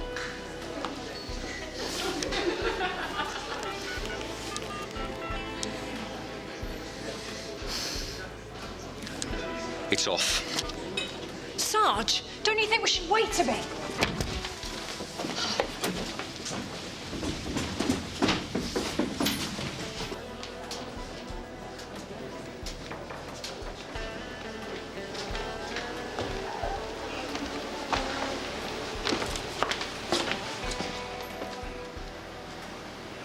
What can I get you? I'm DS Bolton. This is WDC Holmes from Sun Hill. A woman came in here with dark hair. She had a trouser suit on. It was about 10 minutes ago. Where's she gone? Do you mean the one that was with that man over there? Yes, don't look. Well, it was odd. I noticed her sneak through the fire exit almost as soon as he arrived. Thank you. She's done a runner. Well, he could still have the drugs on him. Somehow I doubt it. Go and check the car park, see if her car's still there. I'm going to go and talk to Mr. Conway. You were right about her all along, sir. Why? What's happened? She's gone and dropped us in it all over again. First of all, she fails to give the signal, then she switches off her mobile phone. So we went down the bar to find out what's happened, and she's vanished. Straight out the fire exit, according to the barman. Didn't give you the signal? No, and Chapman's sitting there, smug look on his face. He knew it was a setup. I reckon she's run off with his drugs. What's wrong, sir? I just can't believe that a journalist like Geraldine working for a national paper would be in with somebody like Chapman. She wouldn't have a bad word said against him at that meeting at the Dispatch. That's because she wanted to save her original story. Why are you defending her all of a sudden? Because her safety is our responsibility. Her safety? Only this morning you were calling her the scum of the universe. Hello? Geraldine? Geraldine, is that you? Is she all right? Where are you? It sounds like she's in trouble. Geraldine? Geraldine? you get anywhere? There's no sign of her in the car park, but I talked to one of the kitchen porters who said he saw her come out of the back of the hotel and get into a car with 2 men. Black anoraks, shaved heads, bodies too big for the car seats. Do we know what happened then? They drove off with her, sir. What the hell was she doing going out to meet them? I told her if there was a problem, she should just call it off. John, if you were to apply your notorious skills of deduction, you might just conclude that it was Chapman who sent her out. Well, if that's the case, she should have pulled the plug. She had no right going out on a limb. Showing similar character traits to you, wouldn't you say? Right, you two. Check Chapman's office, then his flat. Where are you going? To pursue a separate line of inquiry. Derek. Harry. Come in. So, what brings you to this neck of the woods, then? The Sun Hill Angels. Oh, yeah? Yeah, I'm anxious to get in touch. I got you. Well, you said you had some of their personal numbers. I thought I'd better go through you for the purposes of discretion. No, thanks. I know what you mean. We wouldn't want details of any extracurricular activities leaking out, would we? So, which one took your fancy? Whichever one you got the number for, Harry. I liked them all. Now, there's no need to be bashful, Derek. I saw you getting all worked up over that one with the dark hair. Linda, you mean? Ah, you see? You even remember her name.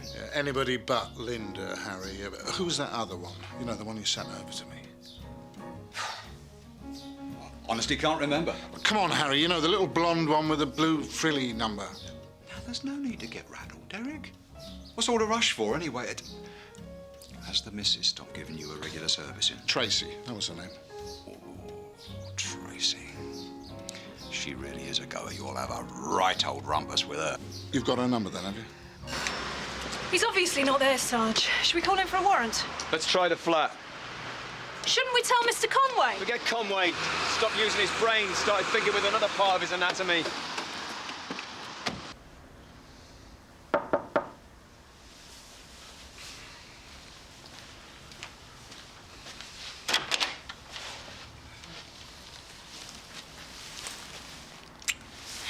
I had a feeling you'd come round to me in the end. Ooh. Nice room.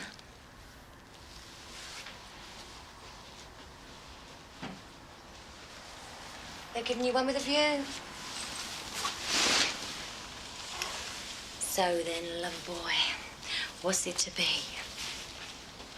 Tracy, before we start, I think I should inform you that I've got a bit of a problem. Problem? What kind of problem? Oh, we'll soon sort that out, Derek. It's not quite as straightforward as that. It takes more than foreplay to get me going. Do you want me to dress up? No, Tracy. Artificial stimulants is more what I had in mind, and not the type that you can buy over the counter. Nice try, Chief Inspector Conway. I may be a hooker, but I don't sell drugs. But don't worry. I won't say nothing to no one about you taking drugs, or this for that matter. So then, do you still want to give it a go? I've dealt with other clients like you before, and I've never had any complaints. Listen, Tracy, I better come clean. I didn't bring you here tonight for me. What's this all about, then? Do you remember Linda, one of the other Sun Hill Angels at the party? Yeah, the one you had the hots for. Well, it turns out that Linda isn't really Linda after all. She's Geraldine Sands, a reporter for the Daily Dispatch. What? To cut a long story short, Geraldine was helping us with an undercover operation, and now it seems that she could be in great danger. So what's that got to do with me, then? Well, basically, I need your help, Tracy. Oh, and you thought you'd blackmail me to get it? I'm sorry.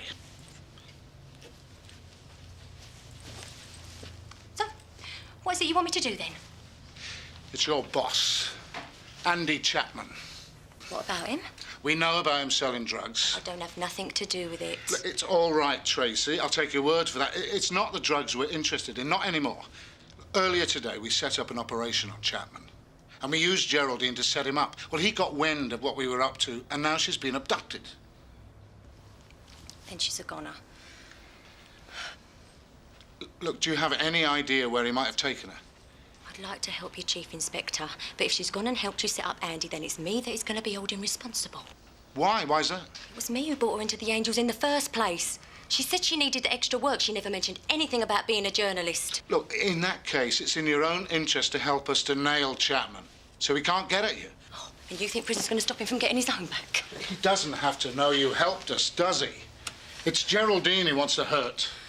More than just hurt, I can tell you. What do you mean, more than just hurt? What do you mean, murder? Usually when a girl calls Andy for drugs for a client, he'll send someone else around with him.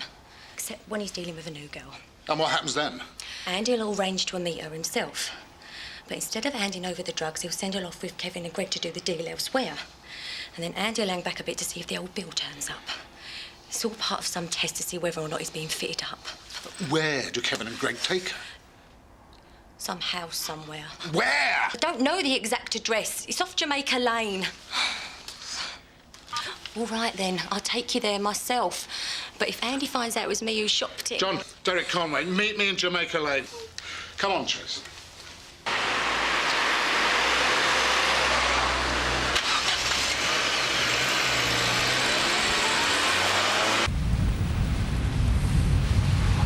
Just out of interest, Derek, would you have done the same for me? Each member of the public is entitled to the same level of service, Tracy. It's the next on your left.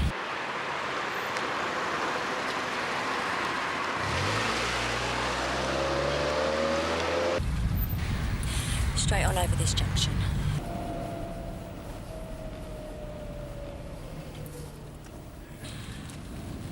The house you're after is the one with the round coach lamp outside, see it? Yes. Right, this is where I get out. Bye then, Derek. And I hope you find her in one piece. Not another Sun-El Angel, Sarge. I'm beginning to think he's got an account with them. Well, there we go.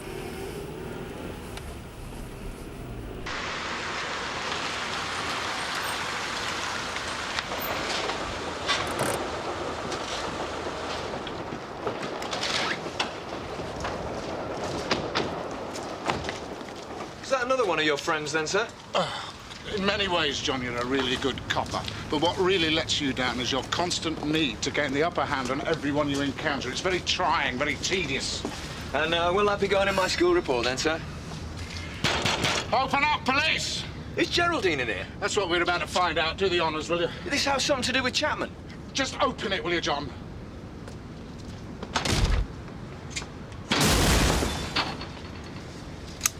Right, Kerry, search very carefully. See if you can find a nice stash. Geraldine!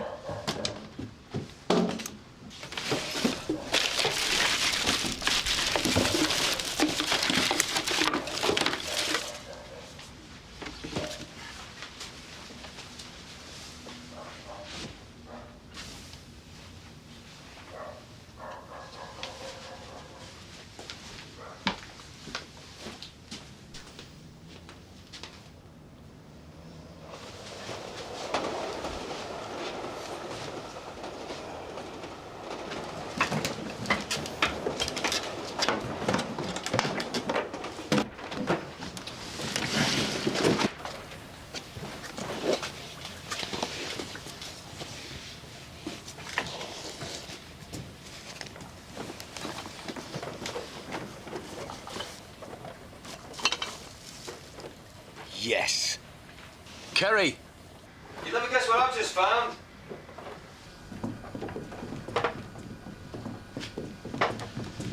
We've just struck gold, sir. Somebody's been here recently. We've just found about 1 kilo of stuff in the loft. It's a bit early to start celebrating, isn't it? Well, obviously, we've got to get forensics in and check for fingerprints. Come on, Geraldine. What's that? It's a handbag. It's rewinding.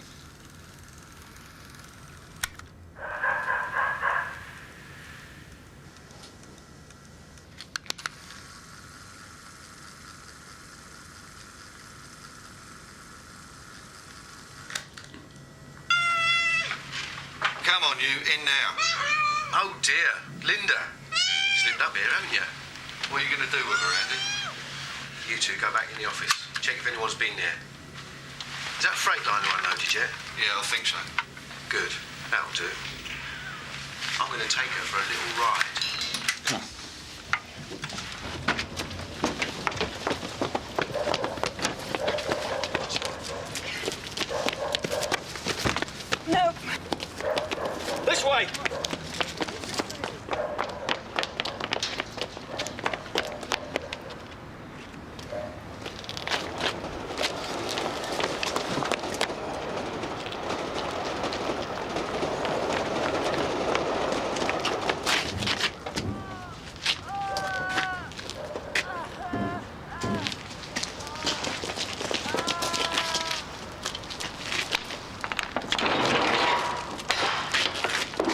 Geraldine?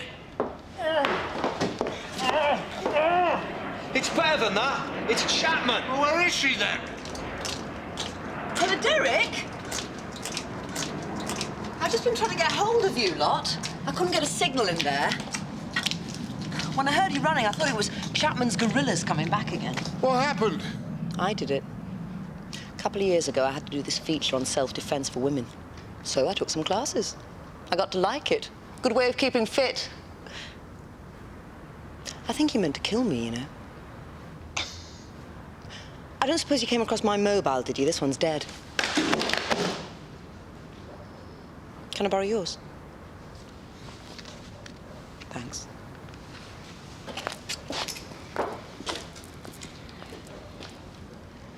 Do you think she's all right, sir? Not suffering from shock or anything? Trevor is Geraldine. Listen, get the photographers over to Asgar's Lorry Park, back of Culmore Avenue, E11. I've got a story for you. By the look of things, Kerry, this is just fine.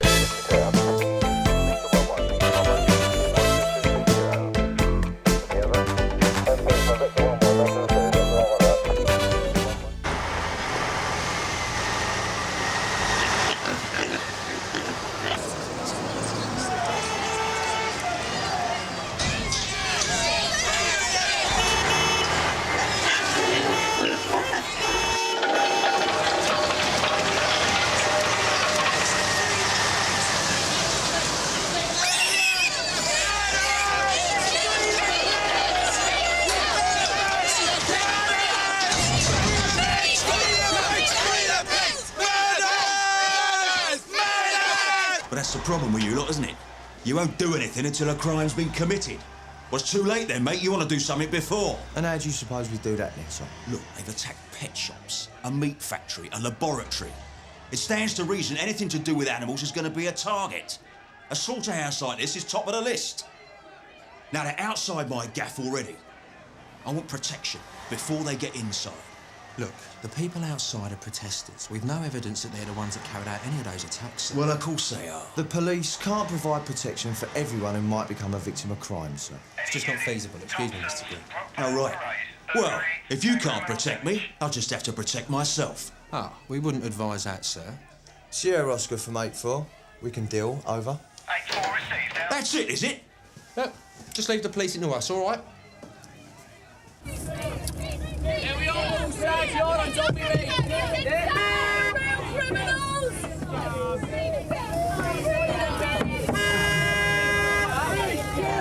Right, so you know what's going on in there? Sam certainly looks the part. Let's just hope that they think so, too. Next wagon that tries to get into there, we should spike his tyres. But you get us absolutely nowhere, Steve. What's so standing around here making a noise, Will? We're protesting. Drawing attention to them. Have you ever been inside one of these places, Anna? No, well, I have. And if I hadn't got the video footage of it, I wouldn't have believed what was going on in there. Which abattoir? Ridgeway. It's near St Helens, where me and Sam come from. What job have you? Yeah, I have, actually. I install computer systems. That's why I get around the country so much. How long have you two known each other? All the way through secondary school. We lost touch when I went off to college. Like, hey, it's great seeing you again, mate. Me too. How come you are? Clocked your name on the website, didn't he? I just wanted to get more involved, you know, get into the action a little bit more. Look, Sam's all right, OK? Why are you so worried about Sam? We might have bitten off more than he can chew, that's all. What? With that lot back there? You can handle them. We haven't seen the others yet, have we? Oh, yeah. Special branch is most wanted. Now, they reckon that Jed Mellon's some sort of professional terrorist. I don't know why Sam got the gig. I'd have been better. Nerves are still. A special branch, wasn't it? That bloke you saw next to Sam at the gates, they used to go to school together up north. Got into a bit of bother at a demo in Liverpool. That's how the branch found Sam. Yes, come in. Ah, Jack. These came to my attention purely by chance. Right, thanks. Is this Harker's target, then? Jed Mellon, yeah. I thought they were just a bunch of students. This guy's top of the branch's list. Couldn't they have sent one of their own after him? Well, anyone suitable would have been known to Melling. And Sam was at school with one of the group we think that Melling's working with. You sure Sam's up to this? GBH, ABH, conspiracy, affray, criminal damage, arson? They aren't on Melling's record. Exactly. That's just what they think he's managed to get away with. Keep me up to speed on this one, will you? I will, sir.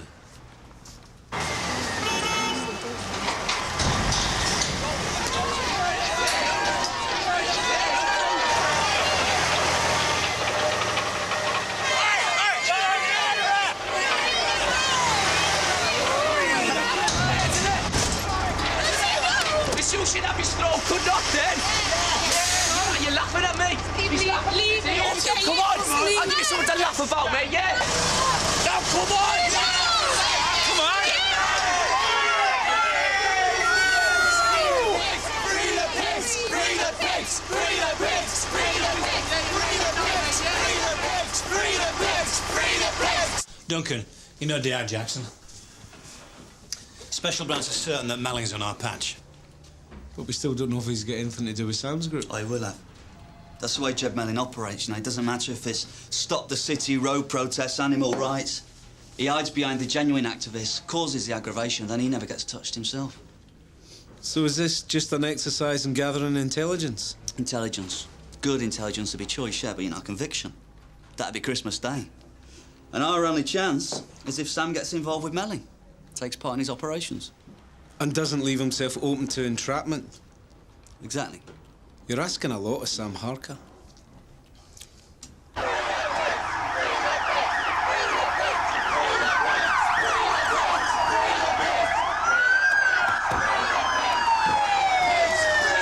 Listen to me! You are now causing an obstruction.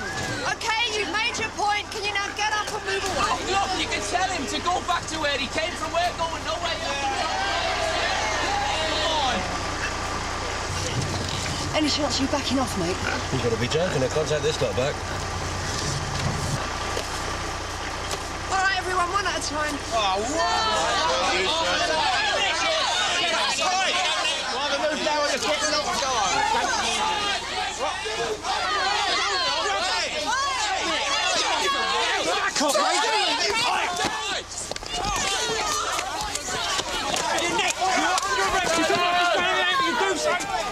If Sam gets the results, it'll be kudos for Son Hill.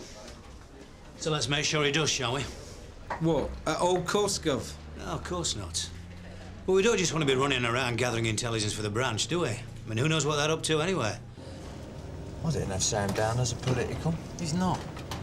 Yeah, it's just the one incident at school. But he still makes a better eco-warrior than you ever would, Smithy. I want to make a complaint about police brutality. Yeah, I'll let the inspector know. I got battered out there for no reason, nothing.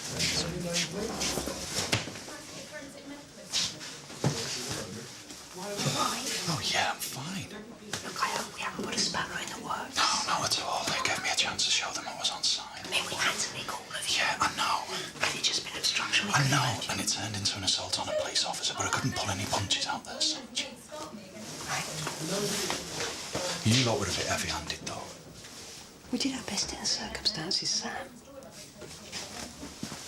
Sam came on a bit strong, didn't he? Yeah. There was no need for that. Of course there was. He's undercover, and he's got to be defensive, especially in front of them with us. Yeah, well, I reckon it's all a waste of time and energy myself. You're joking. Sam's out there putting his neck on the line to catch a bunch of thugs who think nothing of attacking people and damaging property. Yeah, I reckon that'd be a waste of time. Don't get me wrong, I'm not having a go at Sam at all. Pretty special branch, isn't it? And they come down here with their cloak and dagger stuff and put one of our lads on the line. So how else is supposed to catch them, then? Good police work. Good detection, surveillance, forensic intelligence. Most of these undercover jobs backfire anyway. You're jealous, Tone. Who of? Sam Harker? Yeah. He's out there at the centre of a high-profile lot, and you lot are banged up on patrol. Nick, Yeah? someone in the front office for you. OK.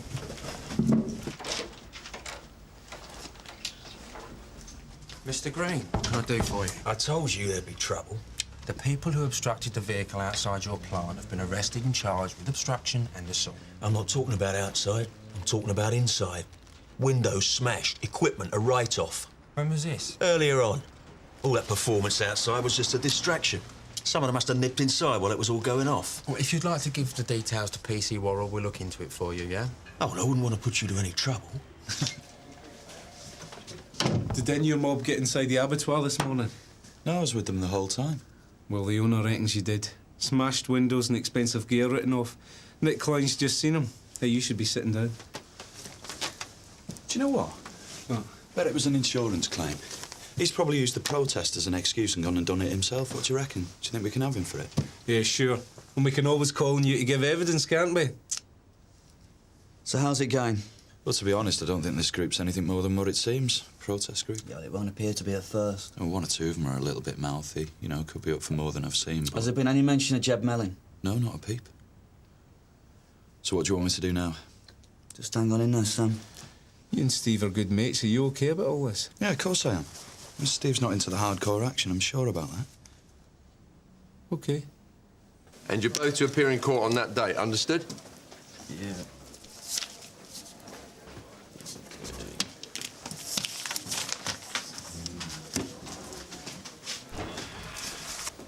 Hey! One for you. What's that? So have you and Anna been together long, then? Noticed she didn't join us at the front of the wagon. Yeah, well, things get a little bit stormy sometimes. You see, she's totally into peaceful protests, pressure groups, lobbying. Well, and you're not. Well, I wonder if that's the best way. I mean, where to get the Liverpool dockers, eh? Yeah, I know. Well, you anyway? Didn't have you down as a crusty anarchist. I thought you'd turn out to be an accountant or something. Well, a couple of demos in your misspent youth and that was it. That's where you're wrong, mate. I got involved in all kinds of groups when I left school. None of them seemed to do us any good, though. No, I'm with you. Direct action. It's justified violence. You know, Boothie had a little girl. No way. Is he married? No, he's got a job and all. Hey!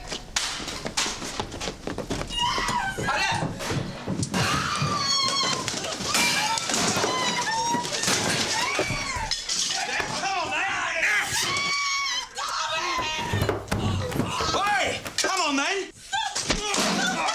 Get off! Get off! Out! Get out! Go on! Get out! I told you this would happen. This is all your fault! Sam, that was amazing. Who were they? It's happened before. He just won't let go. Cool it. It's all right. No. You all right, Steve? Yeah, I'm all right. Just another war wound to go with the ones I've got already. Shouldn't we go to the police, then? Why? Well, so they can find out who the heavies were and nick them. We know who they are. Do we? Yeah, well, we know it was Ray Green who sent them. We've been done over before by firms we've targeted. Right, so we should tell the police. And what are they gonna do? They'd reckon we had it coming. We're all the same to them, Sam. We're just swampies, anarchists, crusties, rioters, squatters. They're not gonna turn the blues and twos on for us, mate. So it's down to us, then? What do you mean? Well, to handle it ourselves. What have you got in mind? From what you've been saying, I thought you might have some contacts. You know, people who see things our way. Look, this is a war, Sam. And if I got you into something and you came to any harm... Hey, listen, Steve. We're not at school now, mate, all right?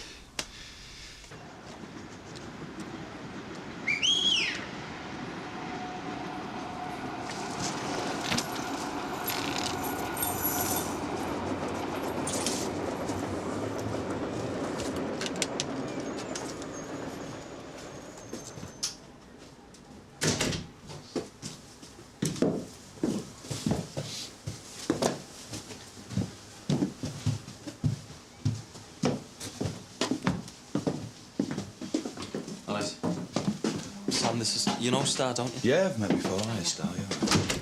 And Jed. Jed Melling. Hello, Jed. Haven't we met somewhere? Sam's only just appeared. I'm sure we have. But we go back a long way, so... Sam was at Green's, got arrested with us. Ah, the picket line. Yeah. How did you get on? Sam's all right. I wouldn't have brought him along if I... Of course. How did it go, Sam?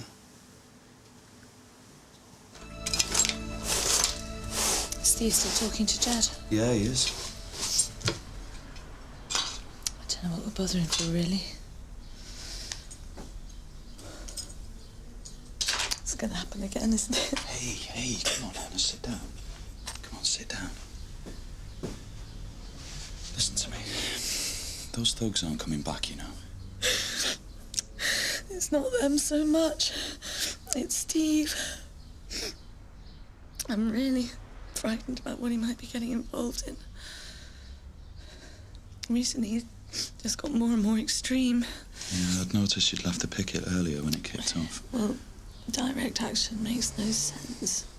Tactically, you wreck people's property, you cause a disturbance in the public's mind, you're just as bad as any other protest group. Yeah, but I didn't get the impression our protest was heading for violence. Yeah, but it turned out that way, didn't it? We need to be so careful. All violence is wrong, Sam. Whether it's against people or animals. Yeah, but animals are more vulnerable than us, though, aren't they? Yeah. You asked me if I've been inside a slaughterhouse. Well, I have. They were killing pigs. First they'd stunned them, but not properly because that took too long and held the line up. They were supposed to be unconscious, but they weren't. As they lay there waiting to be hung up, waiting to have their throats slit open, it was like they were looking at me to do something. And I felt I betrayed them. Because I couldn't.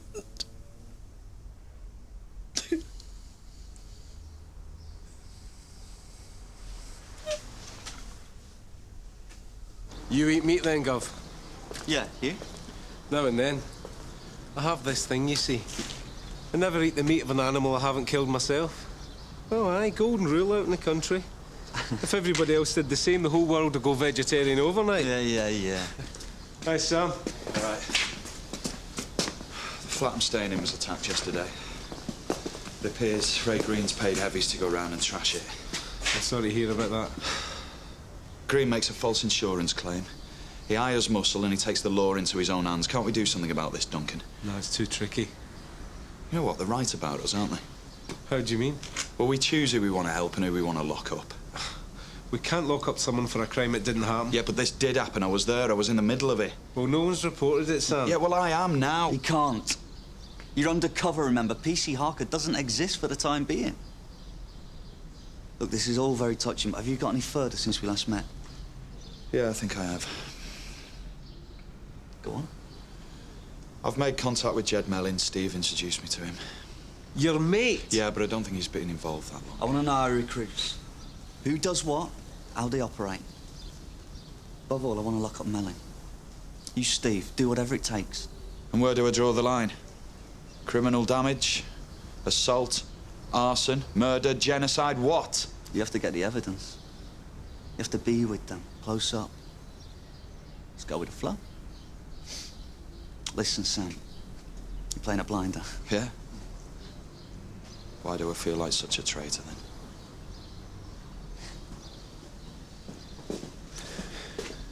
This could cut both ways. How come? It was his mate Steve that gave Sam the in. He might want to protect him more than get Melling. He won't. Sam's got copper written through him like a stick of Blackpool rock. So what do you think of Jed, then? Hard to tell, really. Yeah, but he's totally dedicated. He's got, like, tunnel vision. And the respect he's got's incredible. I mean, people do anything for him. You've seen him, Mr. Charisma, isn't he? So he's in charge? No, we don't have bosses, son. What have you been involved in, then? Well, pet shop. You know the van that delivers the puppies from the farm where they bred? It was us that torched that. Oh, yeah, I read about that one. Fishmongers, that was us. That drug company boss gave us Merc a nice respray. This is just the start, man, I'm telling you. So where'd you draw the line, then, Steve? I mean, what are your limits? Look, do you want in on her? Yeah, of course I do. Just don't exactly seem to be gagging to get involved. I'm just being careful, that's all. You know I have to convince Jed about you. I thought you said he wasn't the boss. Yeah, and the others, all of them.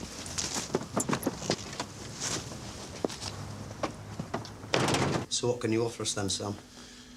Well, I'm committed, I'm serious, and I'll do anything. And I've got some ideas for operations. He can handle himself as well. Really? Yeah, you should have seen him on the bloke screen, Sam. Where do you learn to do that then, Sam? Just always been able to look after myself. So why come to us?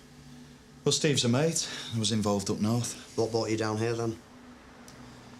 Remember that farm in Buckinghamshire where they were breeding the kittens for research? Yeah, Marshgrove. That was a result. I came south for that. I had to.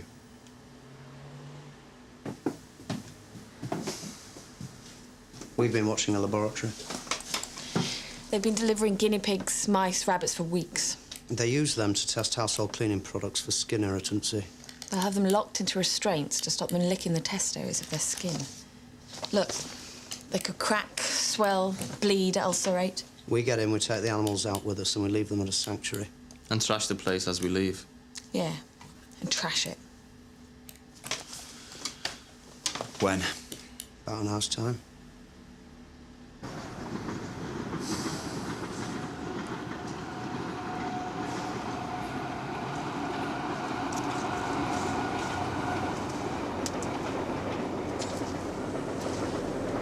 Sam, Star. I've been looking for you. We need to be going. Yeah, I'm trying to get a signal.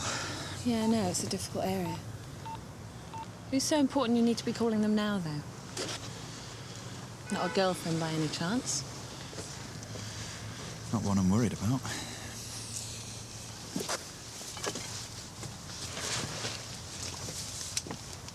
A security van calls regularly, 2 guards and 1 dog, but it calls around the same time each night. Gives us about 1 hour. Take the next left here, Steve. What about the alarm, though? Is it wired to Central Station? Central Station? Yeah, you know, through to the police. You've done this before, haven't you, Sam? Yeah, once or twice. This one here.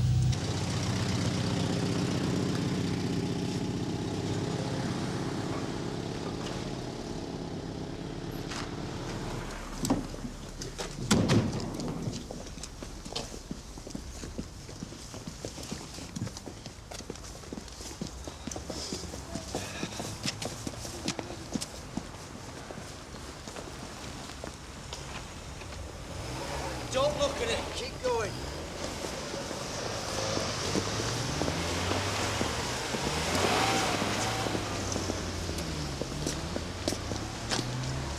Scary. Come on. What? We'll try another night. Jed, they've gone.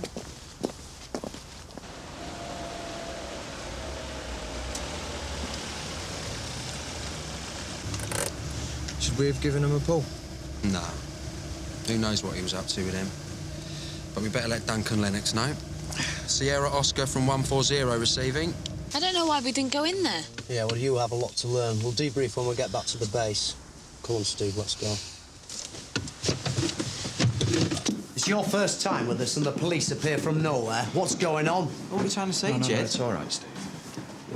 So what are you saying, Jed? I mean, tonight was just bad luck, that's all. I'm saying that something isn't right. I mean, what were they doing there just at that precise moment? Well, it's obvious, Jed. They're going to be watching potential targets, aren't they? Why didn't they stop us then? I mean, they slow down, they take one good look at us, and then they just disappear. It's my first stop with the group, and a panda car turns around the corner just as we're about to go into the lab. It's one of those things, Sam. Yeah, but aren't people briefed about what's going on, Duncan? But we didn't know what was happening last night, did we? Well, no, neither did I until about an hour before. Smelling stale. Short notice makes it harder to grasp. Yeah, well, either way, I think I'm off the team for the next fixture. What, you think they sussed you? Yeah, well, Jed called it off. He wasn't very happy with me. You'd know about it if he'd sussed you. I'm sure you're okay. Must be tough doing this to a mate, eh? Yeah. Steve's in it because he cares. There's nothing bad about the guy. They're breaking the law, Sam. Well, maybe they should break laws if they think they're wrong. Fair enough. But police officers can't pick and choose their offenders, can they? Excuse me. Hello? You have to push a bit harder, Sam. Yeah? How? Got to earn your place on the team again. Offer to do something to prove you're worth it. I don't think I'm going to be very welcome here. Of course you are. Last night was just one of those things. We should put an operation together, you know. That would make Jed and the others sit up, wouldn't it? Yeah. What about Gregory? He shouldn't have got away with what he did. Yeah, I suggested to Jed.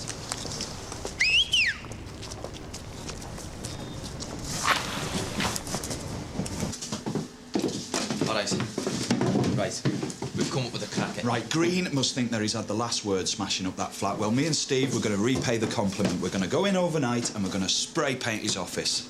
Brilliant. Abattoir owners get away with murder. It's about time they were on the receiving end. Security. It's on the blink, isn't it? He trashed some of his own stuff. Right. Get some decent video footage and we'll stream it on the website. Now, you be careful. Right, I'll speak to you later. Bye. Well, Sam's managed to persuade Steve to go into the abattoir tonight to redecorate Ray Green's office for him. Excellent. You don't seem to think that's very good news, Duncan. Well, Sam gave me the impression it was you that suggested it. Well, I just said he needed to earn some brownie points after last night's fiasco. If Sam has to go along with a criminal act so not to blow his cover, now that's one thing. But you know it's entrapment if he starts to suggest ideas. But we're not nicking anyone tonight. Sam's not provoking Jed Melling, and it's Melling we want in the end. But what if they get caught? Well, they'll just have to make sure that they don't. Well, I've told him we'd be in an obble outside. Make sure the relief leave him alone. That's the least we can do.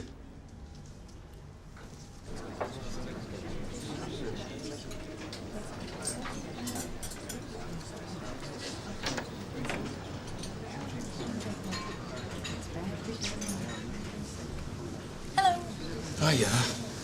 Thanks for turning up. Right, what you having? Yeah, I'll get these. Can I have a fizzy water, please? No, make it a double. What? Oh, scotch, please. And a Bacardi and Coke, please. Isn't this against the rules? So we just seem to be making them up as we go along here. Cheers, mate. Keep the change. Something on your mind, Sam? Well, can we go somewhere more private?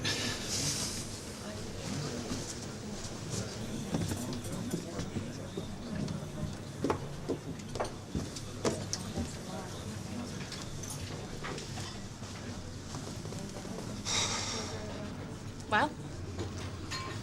Oh, it's this operation, Cass. So this isn't a social event, then? When I went into it, I knew exactly what I had to do. You know, I was well briefed. I felt confident. But I know Steve, and he's not a monster, Cass, and the others, they're all right, you know. They're not what I thought they were going to be. Slow down, Sam. You don't have to justify them to me. Yeah, they're serious about what they're doing. Yeah, they're running risks. They're making enemies of people that they're going up against. But most important, it's what they say. It makes sense. They've got here, haven't they? I'm just really confused. You're confused? No, I really am. And this operation, it's made me think of things that I never have before. You know, my dad was a copper in Liverpool and our kid's one now. Yeah, at the Bridewell, I know you said. Yeah, so I've never questioned me becoming one. And until now, I've never had a problem knowing where the job ends and I begin, but now... What are you on about, Sam? Right. I'm going to break into somewhere tonight and I'm going to cause criminal damage. Does Duncan know? Well, he does, yeah, but it's hush-hush. I don't think you want to be telling me anymore. I do. You see, there's part of me knows that it's a means to an end so we can nick the bodies that we're after. Simple. But there's another part of me that just can't wait to get in there and cause some serious damage. I never knew that people like Green existed. He's a monster. So's Melling. I don't think I can help you sort this, Sam. Well, if you don't, who can? I don't know anyone who isn't Job. I've got to go. Oh, Sam, be careful, eh?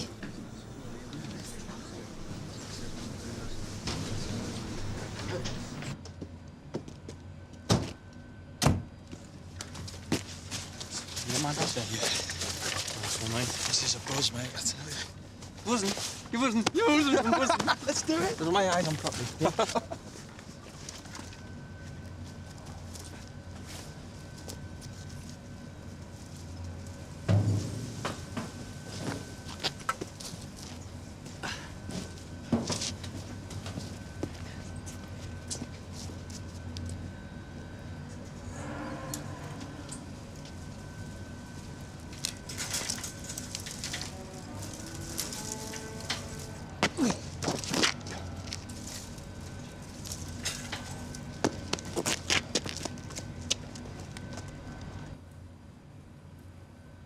If they do get caught, where does that leave us? Well, I didn't know about this, did you? Yes. Yes, I did. Not me. We virtually sanctioned this. I didn't. Oh, come on, Sam's a good officer and he's a mate of mine. Well, I'm glad to hear it. You might be needing references.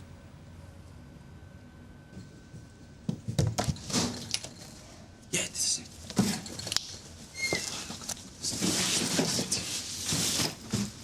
I think it's going to be too dark for the camera, Steve. You might have to put the lights on. The torches. Let's give it a go. No, it's too dark. I'm going to put the lights on. Yeah? That's the fella. It's recording. They're all over the computer, mate. Just quickly. You love a bit of this! Hey!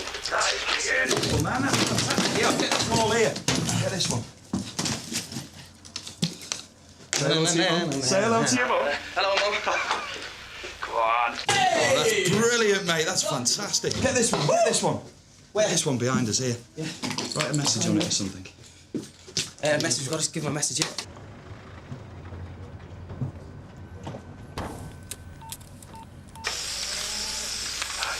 Brilliant, mate. This is going to look great.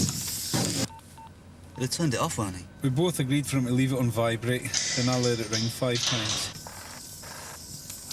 Steve, we've got to go. We've got to go. Wait, oh, now! Steve! Steve, now, mate! No, come on! Doing this.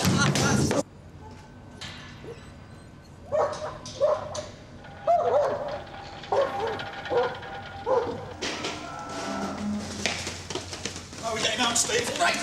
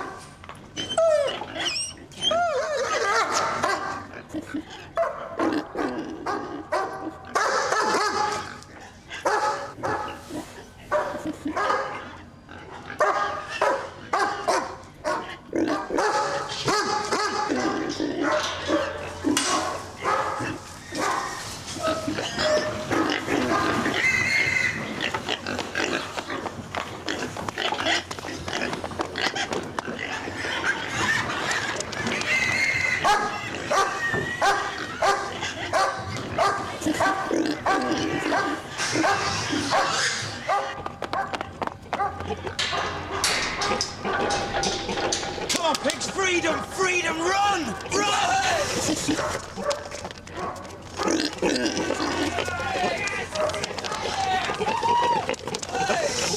Traffic's chaos.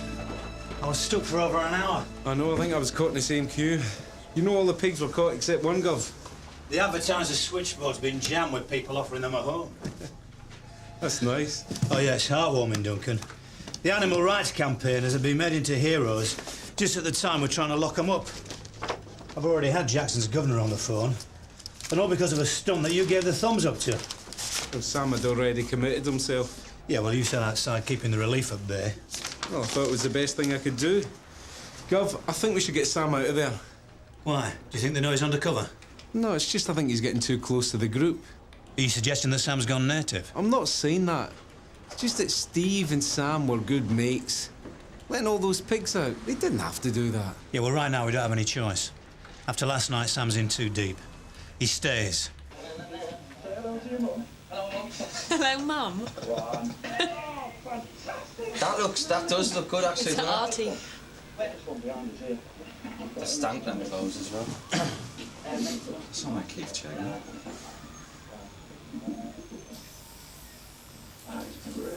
Nice. Oh, it's fantastic. Yeah. Can we not go ape? What do you reckon, Jed? Very good. But what damage have we done them?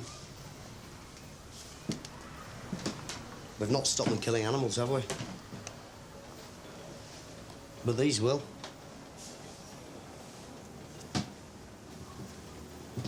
That department store on the high street, The whole chain's importing coats with real fur trimmings. The fur trade thinks it can survive by getting stuff in through the back door. We're going to show them that they can't. Yeah? Yeah? Steve, these things can hurt people, you know. They're incendiaries when they go off, they start a fire. What if somebody gets trapped inside? They're on time. I set to go overnight, so there's going to be nobody in there. They're aimed at property, not people. But there's still a chance that somebody can get hurt. I don't know how you can take that risk. Anybody involved in the fair trade is a legitimate target anyway. Anybody in that store. I just don't... What is this, Sam? Whose side do you want anyway?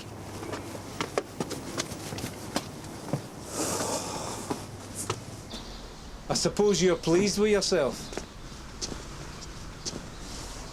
Letting out all those pigs, I got it in the neck. I had no choice. I was on my own, you made that clear. And the governors weren't very pleased.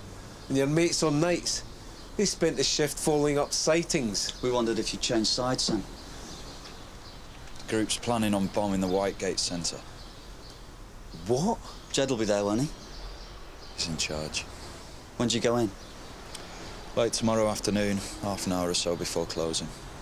When you get in the store, what's the plan? All I know is, each of us have got 3 or 4 devices to plant.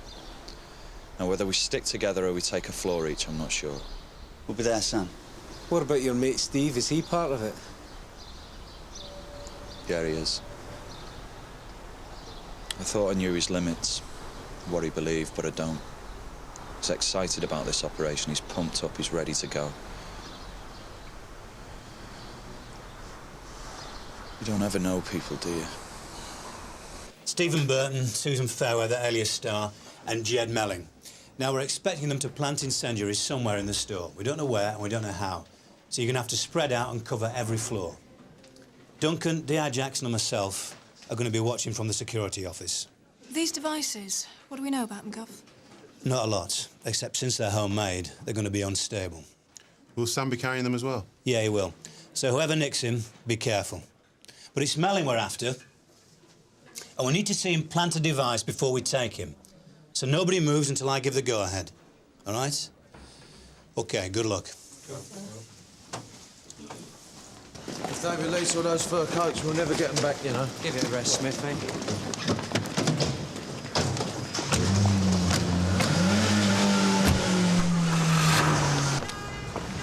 You're after something that will burn. Wool, cotton, nylon, and make sure that it's well tucked away. The security staff are trained to look for those things. We've got to get at least one into one of those coats. These things we're carrying safe then, Star? Yeah, as long as some assistant doesn't get curious. That'll serve them right. Let's go.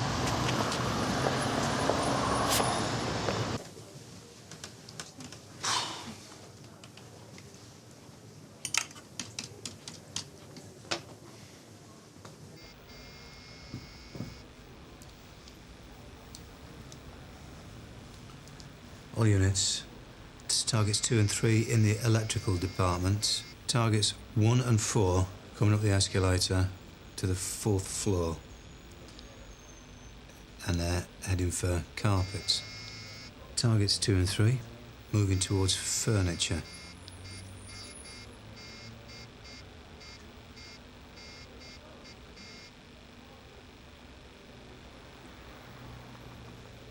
He's letting Sam plant it.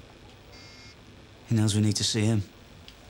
He's getting away with it again. Did you see that? At this rate, we're going to be able to nick them all by the one we want. We've lost them. But all units, let me know if you make contact with targets 1 and 4. I've got them in the toy department, Gov.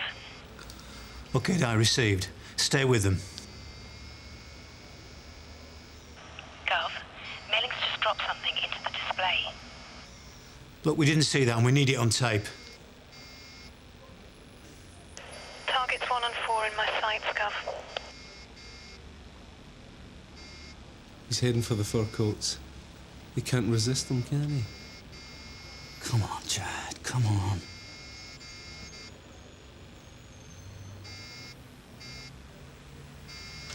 All units, go, go, go. you're nicked. Right, I'm arresting you for attempted arson. You don't have to say anything, but it may harm your defence if you do not mention it.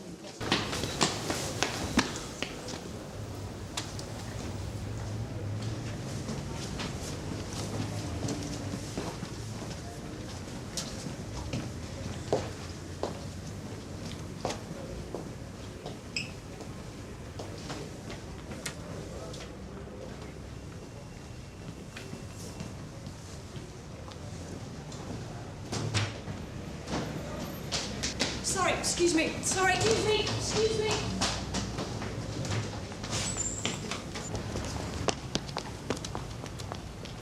In pursuit out of side entrance 2. Stay with him, Kerry. Kerry, what's your location? Side road, across from the store.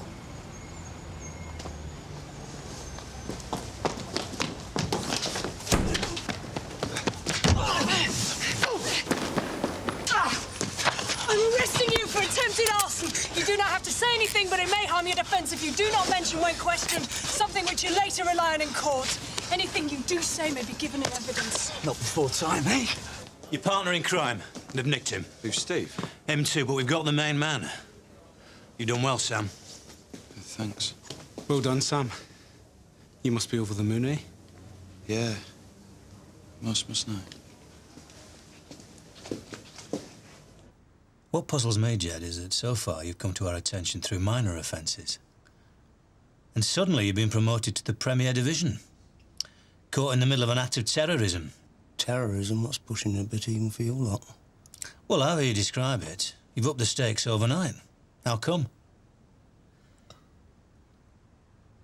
The truth is, this attempted firebombing is just the latest in a series of offences, isn't it? The delivery van that was burnt out. The attack on the fishmongers. Down to you. Prove it. The lab at Canley College that was gutted. The research director of Baxter Chemicals whose car was written off. These are very serious criminal acts, Jed. If you had anything on me, you'd have charged me by now. Oh, you're right. We didn't. But now we have. I don't believe you. Times, routes, vehicles, and methods. We've got everything. Sam Harker, it was him, wasn't it? I did have my doubts. In fact, so many I wired myself up. What for? I've been undercover myself. Labs, farms, zoos, circuses. I know the score, I know the dangers, how you can get stitched up, how you have to watch your back. I've got the highlights of his performance on tape. Could be quite useful now, couldn't it? So what can you offer us then, Sam?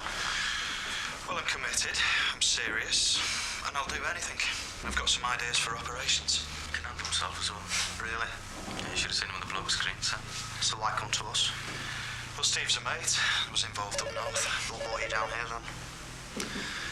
Remember that farm in Buckinghamshire, where they were breeding the kittens for research? Yeah, marsh growth. That was a result. I came south for that.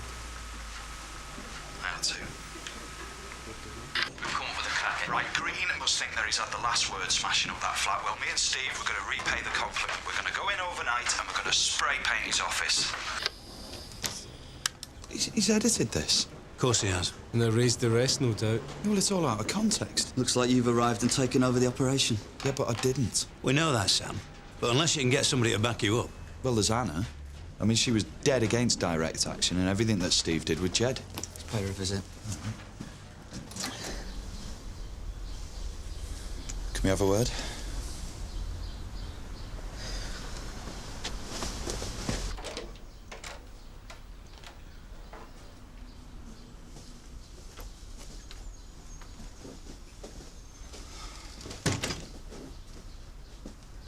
This is D.I. Jackson. DC Lennox. We've got Steve in custody. He's been arrested in connection with an attempt to firebomb the Whitegate department store yesterday, along with Jed Melling and a Susan Fairweather. Yes, so I understand. And we're inquiring into other offences that he and his associates may have committed. Melling and Fairweather are known to be very dangerous individuals. PC Harker here. has been working undercover for us. Obviously.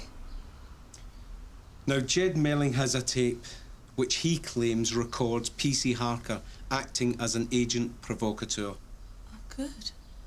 Because that's exactly what he did. Steve and I were totally into peaceful protest until Sam turned up. He was full of ideas about how we should go on the offensive, take the battle to the oppressors. Well, we fell for it all. You could say we shouldn't have done. We were taken in too easily. But P.C. Harker came on strong. He was very persuasive. I couldn't believe it when I found out about Steve and these incendiaries, but I must say I wasn't surprised when I learned that Sam had been with him. You want to go after the real terrorists instead of making up ones of your own? Well, OK, we're sorry to bother you, eh? Duncan. Just give me a minute.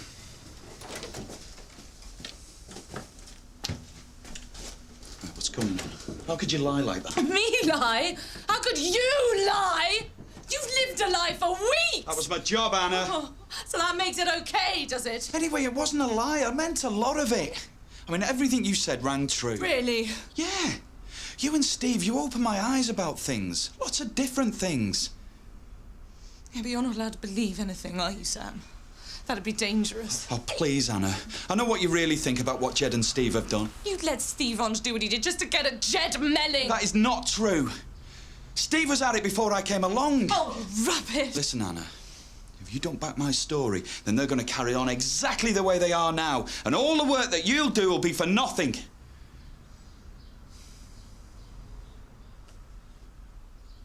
You know where I am.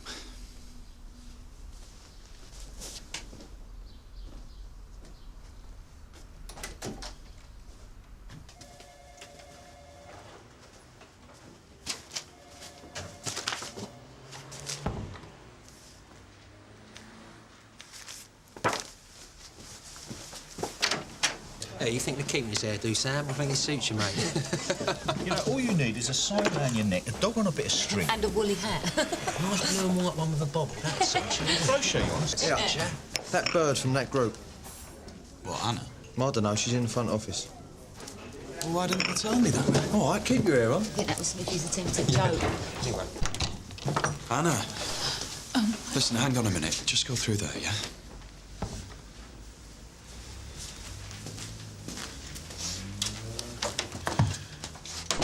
Thank you. What for? For believing me. I meant it. The time I spent with you, Anna, well, it changed everything. None of that was a lie. Sam. Listen, it's okay. Here, sit down.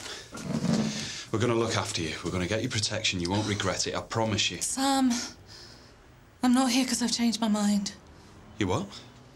I'm here to pick up Steve. He called me. They're releasing him. They're not going to charge him yet. Didn't they tell you? No. No, they didn't. They obviously reckon they couldn't make the charges stick because of the tape. So if they're letting Steve go, then Jed and... All of them. Yeah. Anna, these people are dangerous. If only you spoke up about Steve's involvement. You know the times he went missing? How can I? I can't betray him. That'd be just... What? Like I did? Yeah. Yeah. Well, he was breaking the law, Anna. He was doing something he believed in.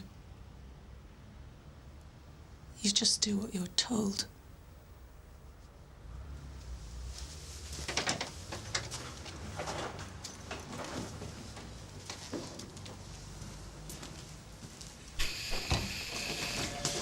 Listen, Steve. You just scum, you know that! Hey, scum! You're a dead man. So's your mate, Steve. Steve! Come on, Steve. It's not worth it, mate.